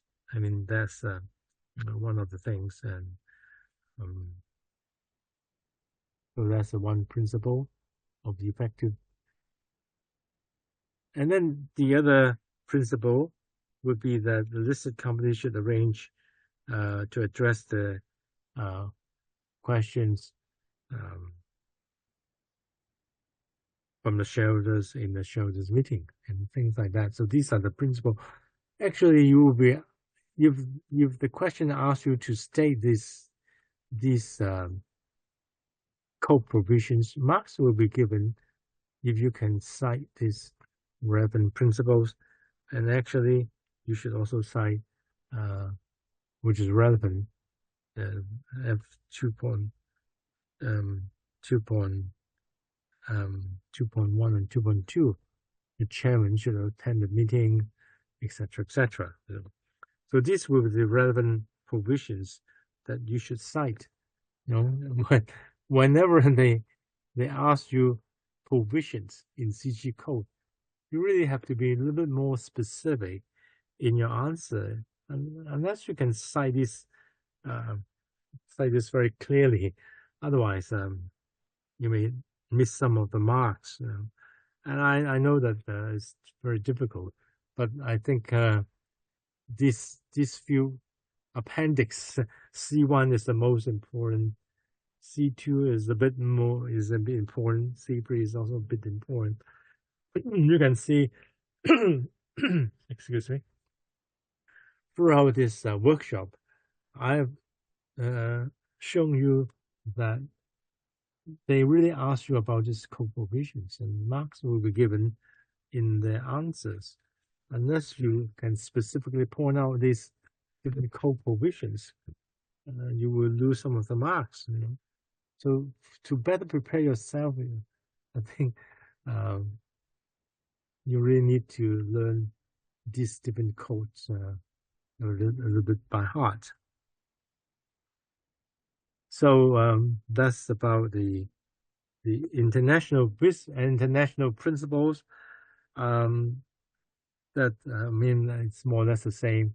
The board should be engaged in this stakeholder engagement and that sort of things. I don't think that they give you they require you to specifically name which of these are the which of the are the international code, international principle. You just mentioned something very general. I think that should be good enough. But anyway, let's go back to these questions. So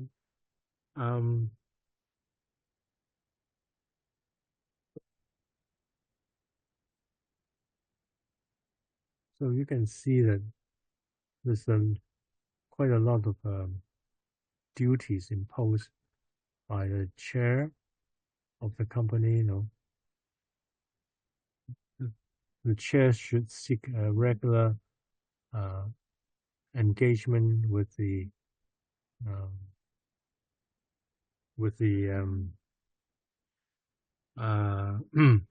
majority major shareholders to understand their views and things like that.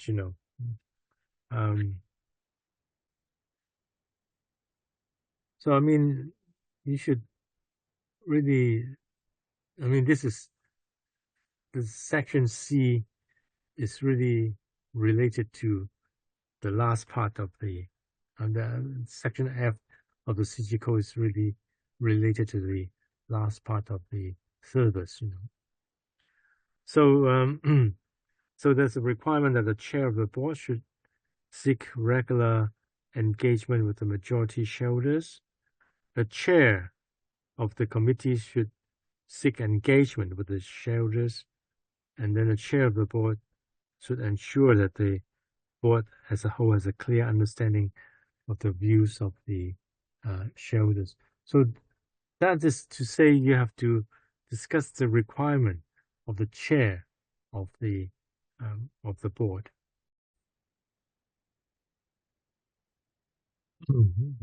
I think as you can see, there's a lot of requirements for the chair in relations to this shareholder engagement.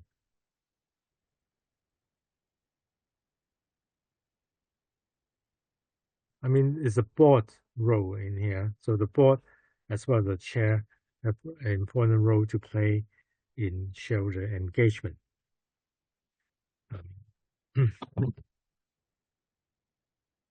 Now, of course, the question did not stop in here. It does not just ask you about the code provisions. It also asks you what they should do before and at the meeting. So there are two things in here, and you have to answer. Make sure that you have addressed the point before the AGM and at the AGM, what they should do at the AGM. And for this, you have to realize that that there's something called company's investor relation team, and probably you need to point out the role of this team as well. what's the role to play before the AGM. So for this team, they have the role to maintain a dialogue with the investors. So you have to pick up these points, as well as the company secretary, of course. Um, and they have to have a dialogue with the investors. Um, so it's important from governance perspective that the board is also directly involved in the dialogue, not just the team itself, but the board also involved in the dialogue. And there should be a process to ensure that the team pass the key information to the board. So if the board is not involved in the dialogue, at least the team will pass information to the board, and especially to the chairman, uh, and not just the chief executive. So the chairman of the board is important, not just the executive. So whatever they got from the institution investors, they should pass those informations to the board as well as to the chair of the board. And and that is to say, the board as a whole should understand the concern of the um, of these investors. And for the effectiveness of the uh, audit committee, maybe the company secretary has to pass the concern that is raised about the audit committee chair, uh, to the chair as well. Now, of course, as said about these are the issues in here, and what are the approaches? The approaches, of course, engagement, and I think we'll talk about proactive, active, reactive engagement process. So I think you can say something about how it should uh, have engaged with these given shareholders.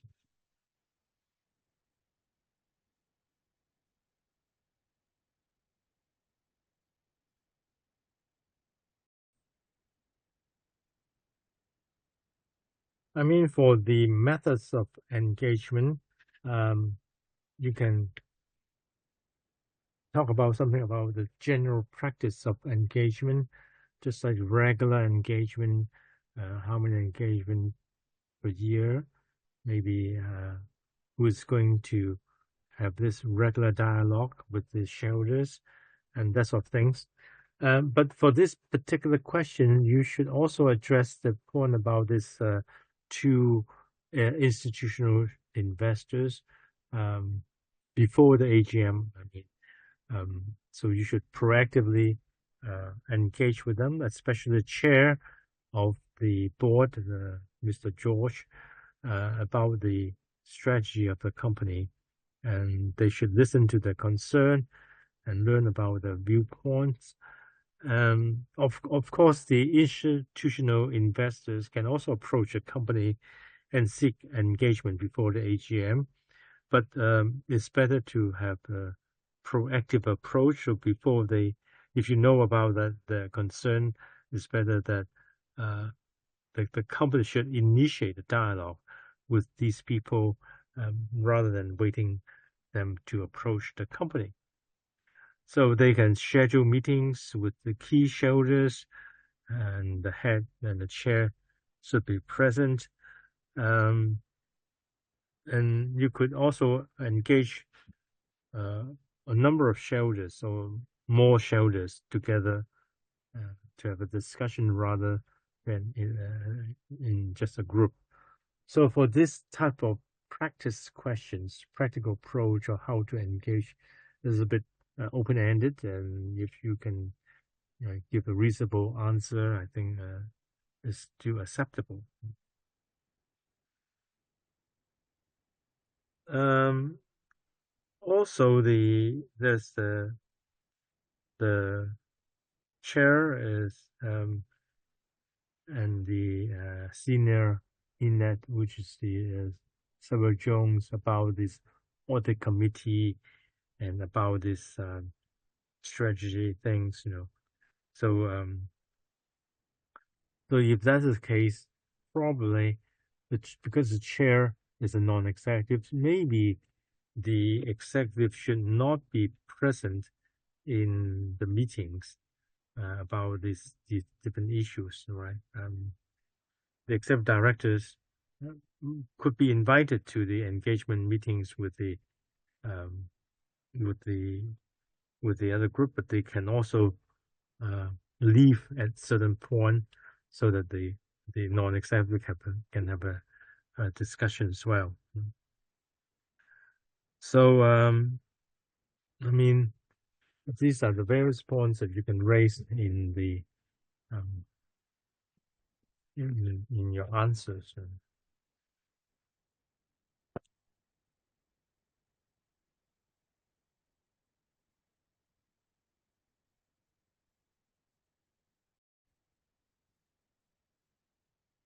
Now, the question also asks you about how to engage shareholders at the meeting.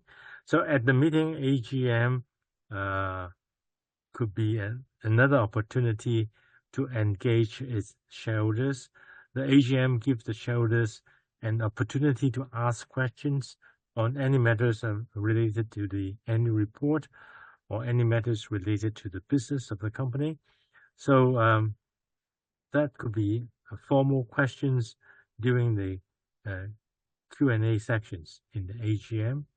So given that the chairman and the other board members should be fully briefed in advance of the meeting of the possible questions, the question that may arise, and any of the matters that may arise in the engagement meetings, and they should prepare for the answers as well. So there should be a list of pre-prepared Q&A to the chair so that they can refer during the sections.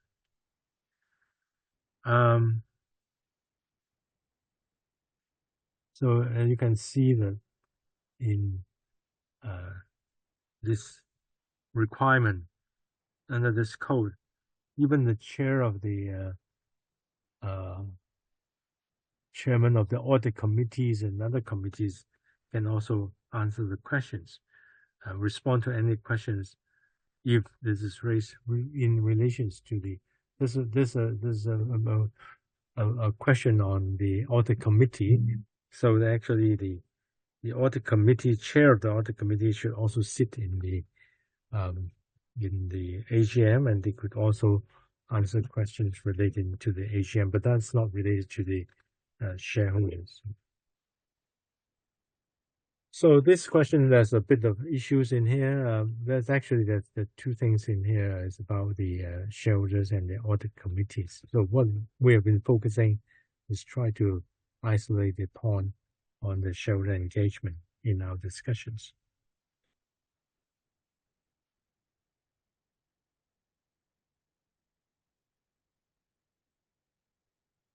Right. Okay. The last one is about the 3.1.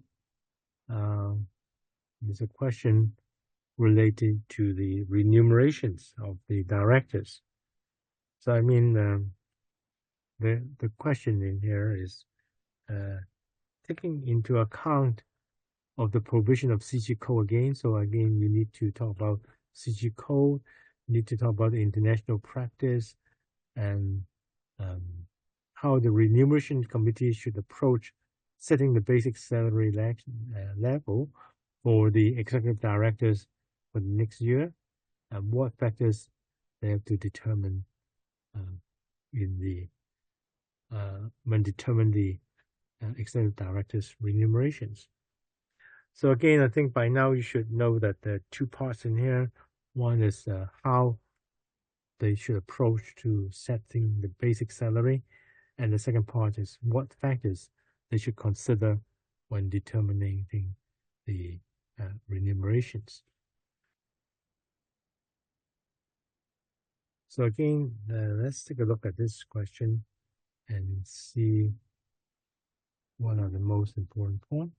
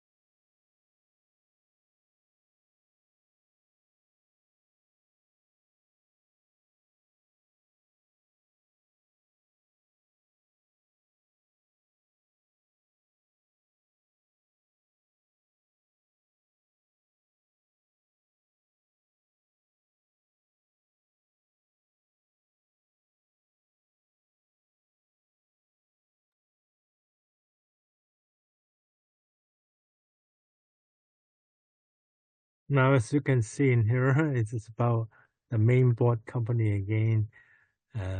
Is doing business, and they have to comply with the CG code. So that's the main point. Now, in this case, we were told that these company have different directors. So it's a remuneration meetings. It's about the basic salary levels of the executive directors. So the management people.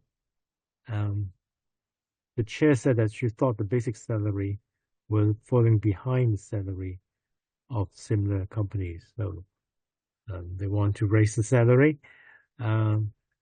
She was worried about the CEO who've been successful implementing the strategy will leave unless his basic salary would be substantially increased. So can you substantially increase the CEO salary?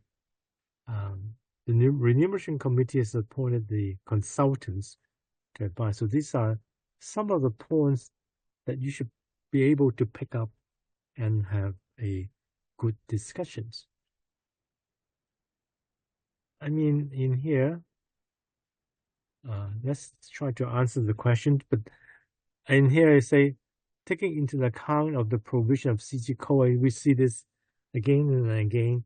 What does that mean? I hope that by now you should know that whenever you see these words, marks will be given if you could quote the relevant CG code in relation to the remuneration policy. So the CG code is about section E. So that's why I tell you that it's very important for you to learn, and at least you should be able to paraphrase or underline the key points in this code so that you can have some discussion of this code. So what they say is that issuers, I think marks will be given if you're able to cite some of the relevant code provisions. The marks will be given. You can say, okay, companies should have a formal and transparent procedures, policies, formal and transparent policy on the remunerations and the procedures. Packages should be formal and transparent. Remuneration should be sufficient to attract and retain directors, etc., etc.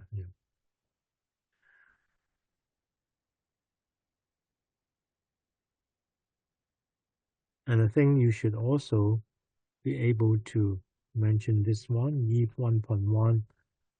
That is to say, the remuneration committee could consult the chairman or the chief executive about their remuneration proposal for the other directors, right?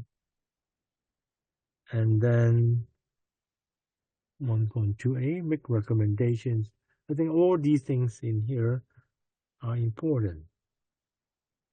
So remuneration committee's term of reference include things like to make recommendations to the board about the policy and structures and of the remunerations. So the question is asking about the, I think about the senior management remunerations. To review and approve the proposal. So that's one you need to mention. And then to consider the salary by comparable company, time commitment and responsibility. So and lastly, to ensure that no directors. I think you may need to pick up the relevant code provisions. I don't know how many marks will be given, but at least marks will be given if you have a good discussions of this one. And 7.1 should be linked to the reward and the performance. So yes, code provision is important to your revisions. Make sure whenever you see a question which says about taking into account of the code provisions, then at least you can say something about and get some marks on this one, right? I think that's a very important technique for this examination. Well, of course, the international principles, I don't think they have identified any international principles. So, I mean, it's more or less the same as the code provisions that you need to have a remuneration policy, which is transparent, and they should be aligned with the company's values and purposes, and that the director should exercise independent judgment and discretion when authorizing remuneration outcomes, taking account of the company's performance. I mean, that's more or less the same as what we have seen in the code provisions.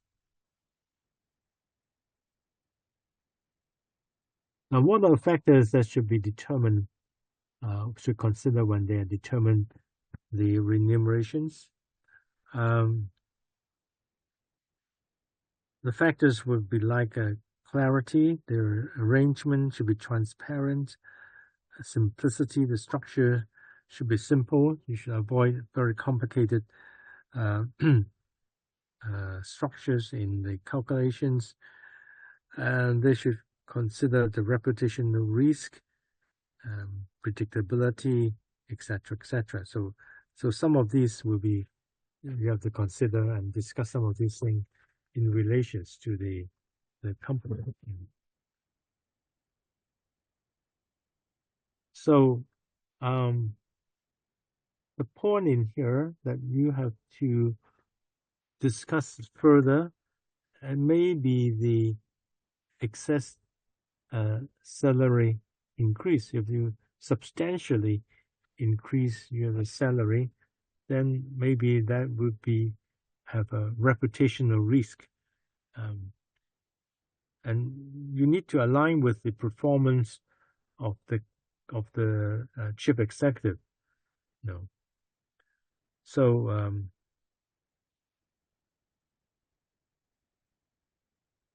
the reason why you want to increase the salary for this director is that they are successful in implementing the new strategy. No. Is that a good reason for increases basic salary? No. Then this is open to your discussions.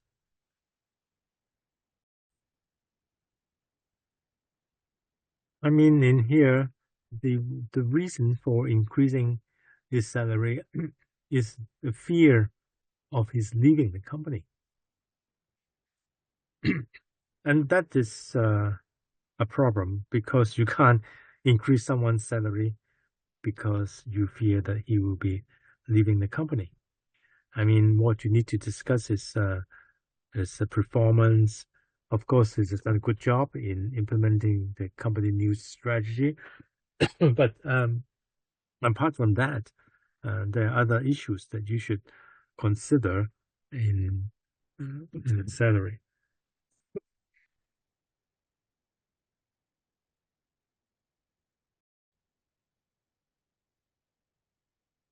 I mean, when you want to discuss the increase in the salary, you have to consider his performance.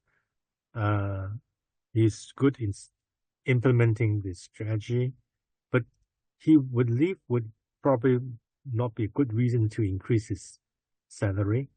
And note that in here, the questions say something about the basic salary.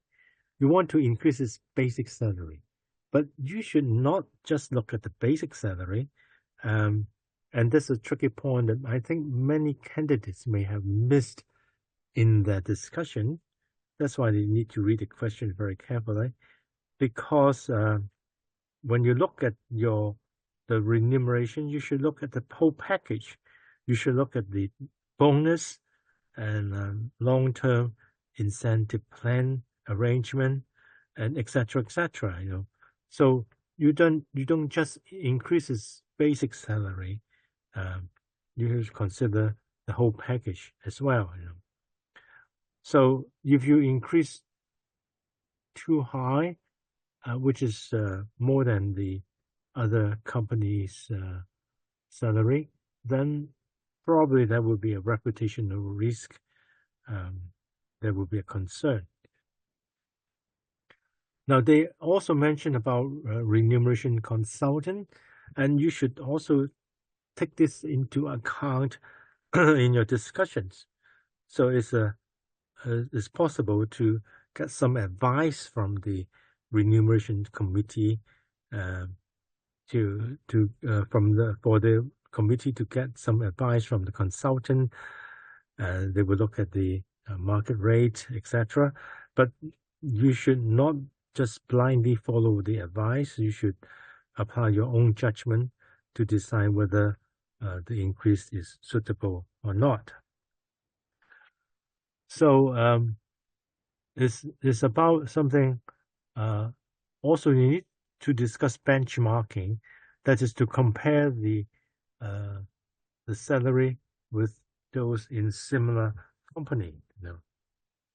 So you should compare with the comparable companies, and they should maybe in this case you could seek information from the consultants. They know about the market rate very well, maybe, and they can use that as a reference.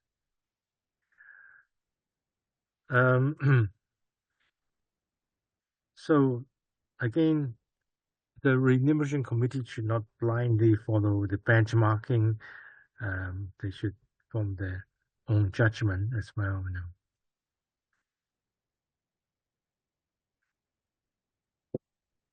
So there may be other factors that the company would consider.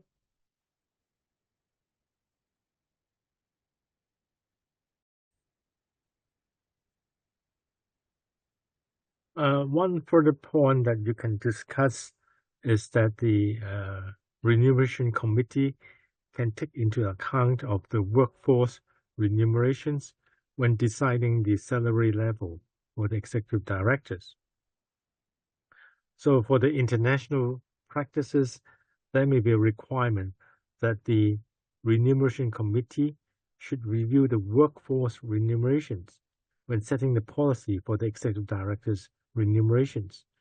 So they would include what the current ratio is for the level of the executive director's pay as compared to the pay of the other staff, right? So you have the ratio of the director pay to the pay of the other staff, and that would also be a factors that you should consider when you propose the increase in the salary. So so I think, I mean, all these things will be considered altogether.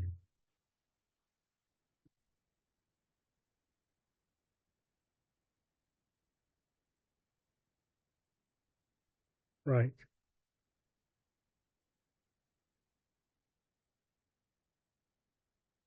So lastly, we have this last questions for you to think about as an exercise. Um, what do you think? What is the most important point in these questions?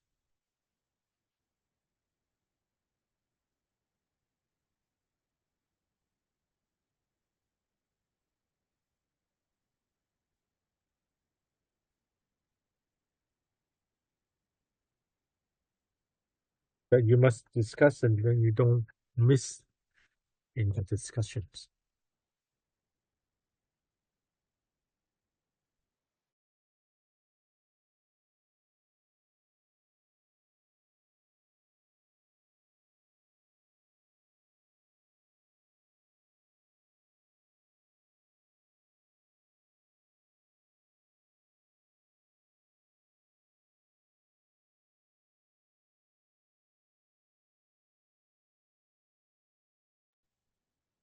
I think most of the candidates, when they read this question, is, oh, it's about remuneration committees and about the discretion of the remuneration committee, and that's they just mentioned things about this.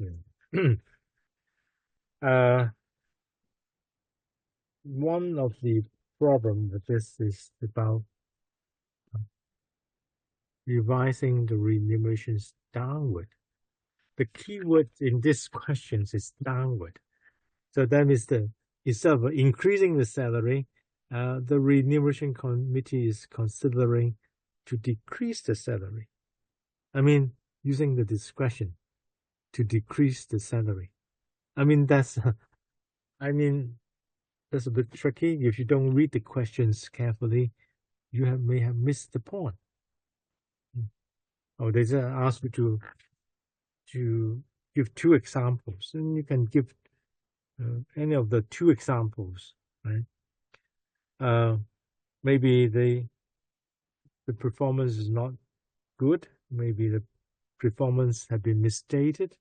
You have increased the salary based on some performance, but those performance has been misstated. And in that case, maybe there's a discretion by the remuneration committee to lower the salary instead of increase the salary. So these are some just think of some different situations.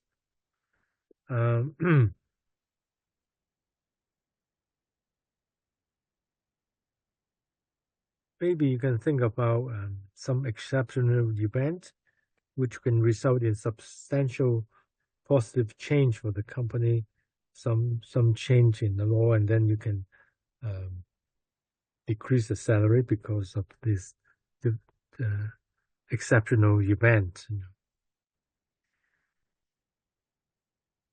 Maybe you know that sometimes if the reward, if the remunerations is actually related to the performance of the company, and maybe um, the company got a large income in a particular year, maybe that's result not because of the performance of the directors, maybe that's maybe the result of some event, maybe they win in a litigations, they got a big reward and they got big compensations, and hence the company may get a lot of money and looks like as if the company is profiting.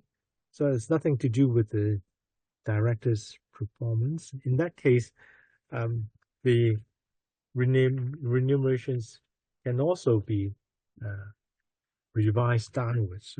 So maybe you need to think about some situations where the director, the remunerations committee can exercise some discretions and lower the um, lower the salary of the directors. So basically, it really depends on how the the salary is linked to the share price, and maybe um, this is not due to the increase in share price is not due to the effort of the directors. In such case, then you can have some discretions to lower the salary of the directors. Yeah. So there's a downward adjustment. So you can see the question about upward adjustment in here, the committee increasing the salary, and in this question is about downward um, uh, adjustment. And of course, we have also some examples from the malus clause or the clawback provisions. In that case, there's also allowed the company to get back some of the money because of the misconduct, whatever, of the directors. So there are some examples that you can think of as long as it's reasonable, because that's out of the discretion of the remunerations committee. So it's pretty flexible. So um, you can just discuss whatever is reasonable to decrease the salary. Now, I hope that by now I have given sufficient examples to you and draw your attention to how to answer the questions and the points that you can make in answering the questions, how you need to prepare for your examinations. Hopefully you get some benefit out of it, what to prepare. So finally, just a few words about what we have been doing in this workshop. I think it's important that you know about your business, the syllabus. And I've shown you more than once that by looking at the syllabus, understanding each of the words, actually the questions are related to some part of the syllabus. If you know them well, then you may be in a good positions. That next, you should know a little bit more about the structure of the questions. But I think this is not the big issues. You know that it's divided into small, short questions and long questions. And to know about the questions is more difficult because most of the cases, candidates really did not have sufficient time to think in the examination room. It did not have sufficient time to read very carefully, or they missed some of the points. As I've pointed out to you in various cases, that they have misread the question, just like what I've said earlier. It's a discretion to lower the salary downward. I think more than half the candidates may not realize that this is a question of decreasing the salary. I mean, they may have misread it. Because in the examination conditions, it's understandable, candidates are a little bit nervous, and if they see something they have not seen before, they will a little bit nervous. I mean, candidates like to recite. That's something that they recite, and then once they recite pages and pages of answers, and they think they will get a pass. I think I've pointed out to you now that is answering the question is more important. If you're reciting something which is irrelevant, marks may not be given. The thing that you need to recite may be the code provisions. The code provision is important, and some of the rules and regulations are important. But other than that, you don't need to recite. So long as you understand some basic concepts, you can apply those concepts, that would be good enough for you to get a pass. So understanding question, I think, is the most important techniques. You really need to read the past paper and understand what they are asking and see where in the questions, where in the cases is related to the question. So you have to relate the scenario with the question, and that is something which is difficult.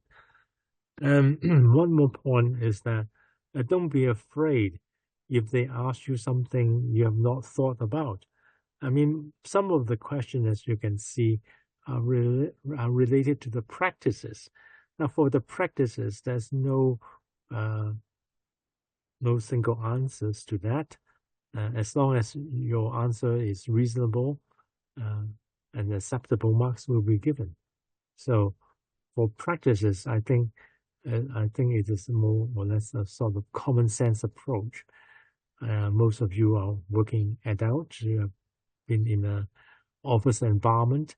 You should be able to uh, give some sensible answers to the practical issue, just like how to engage with the shareholders, how to engage with the stakeholders. I mean, these are um, quite straightforward and simple cases. You don't need to memorize any of the study guides, as long as you know the dialogue, communication, and as long as you say something like that, which is sensible enough, then marks will be given. So don't be afraid if you have some new things to propose. All right. The last one is know your answers, about the presentations of your answers. I think more than once I've repeatedly told you that it's very important to structure your answers, put it into different paragraph, give paragraph heading, underline the keywords. That would also help you and help the examiner to understand your flow of thoughts and make sure that you know that you are in the right track, and marks will be given accordingly. You know. So having said that, I don't have much to add to it. Maybe there's some questions from the previously from the students. Um, I think by now, I hope that you should have confidence in answering these questions. How many pages you should answer? Uh, Usually, I would say for short question, uh, 1 mark for 1 point, one solid point, 5 marks for 5 solid points. So you better write 6 or 7 points. Make sure that because not all the points marks will be awarded. So sometimes they are quite nasty. They can give you half marks for 1 point. So you never know how they structure their marking schemes. Report format. So the briefing notes, briefing report, they should follow the format. Maybe 1 or 2 marks will be given if you use the address format. Keywords of course, you need to say what is meant by. You can use abbreviation, but you need to spell the whole words first, and then you can use abbreviations. It's required to quote the code. I mean, court cases may not, but I think CG code is important. C1, C2, and C3. At least you know a little bit more about C1. You know a little bit about C2 and about C3. You can see that question has been asked and they have been put into the answers. All right, C1, C2, and C3. So, I mean, that's something basic. If you don't know about these things, I would say that you're not well prepared for the examinations. Analyzing the cases, I think the advice is what we've been done throughout this workshop, but just give you 1 minute to just highlight them and think about the points, right? That you need to answer some of the points that catch your eyes, and then you just simply note it down. Maybe you just write some keywords next to it. I mean, you have 15 minutes reading time. Reading past paper, knowledge of the syllabus, I think we have talked about a lot. Useful to read past papers, as I've said. Past, as I think I've illustrated to you that we really very seldom see question being repeated, even though it's in the same topic. They can ask at the different angles, and the answer marking scheme are quite different. So the more important thing is for you to have a good understanding of the topics rather than memorizing the answers, because you can see throughout these questions that the way they ask is a bit different. The scenario are different, especially for the case questions. And then you should address the scenarios, Time allocations, I think you have that already. It's about half an hour for long questions, or 25 marks, or a bit more. So I think you should keep your time. Time is not probably not a big problem for most candidates. They could complete it within the required time. Do's and don'ts. I don't want to go through this. You can read it yourself. Just go through the don'ts and not go through the do's. Don't start writing your answer before you read the question properly. I think I've stressed the importance of reading the questions, because when you sit down, you read it. When you read it in the reading time, you read it once. When you start writing, you read it second time. Maybe some more thoughts. You will have some more thoughts about these questions. Some more points will come up. So at least you have to read it 2 to 3 times the questions, and make sure you understand what they want to ask you, right? Spend the first few sentences on answering the general introductions. Examiner will be waiting for you to start the questions. That's something interesting. You don't need to repeat the questions. I've seen cases where the candidates repeat the questions. You don't really need to repeat the questions. Just go directly to the answer. Well, I think the third one you won't happen in here. No one will follow up this, any of the explanations, whether you're sick or whatever reason. Cross out scribbling and other editing of the work.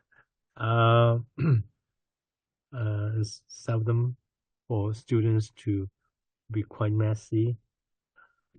Although sometimes I did see that candidates try to cross out some of the answers, and they may think twice, and they have if you have enough time, I think it's better for you to rewrite your answers rather than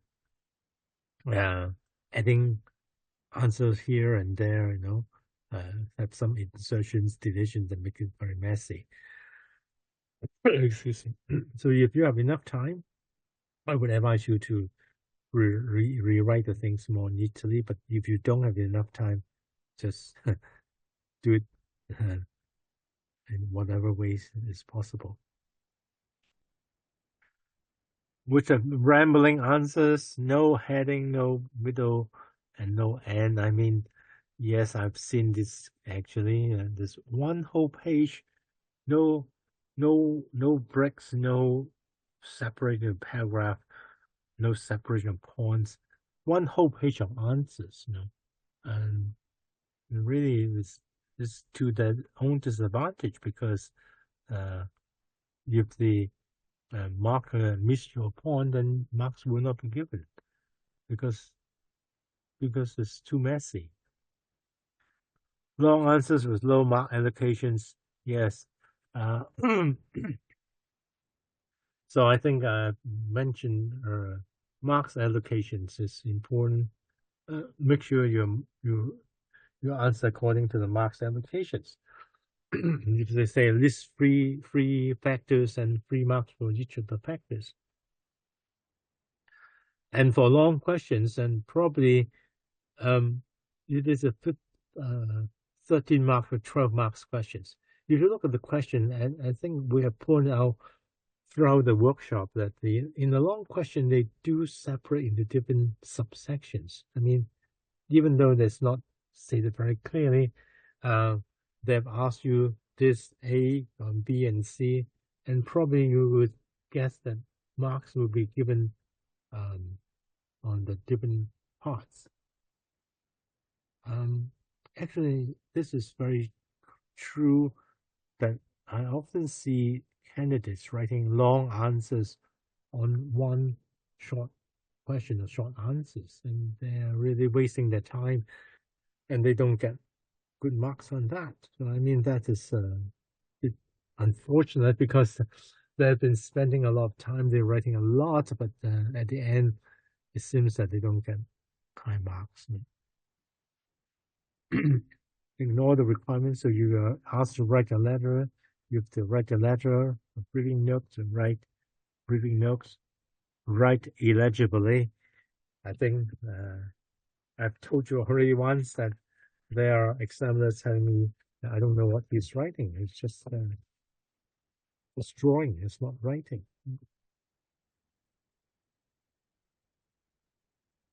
So I think just repeat something you know already.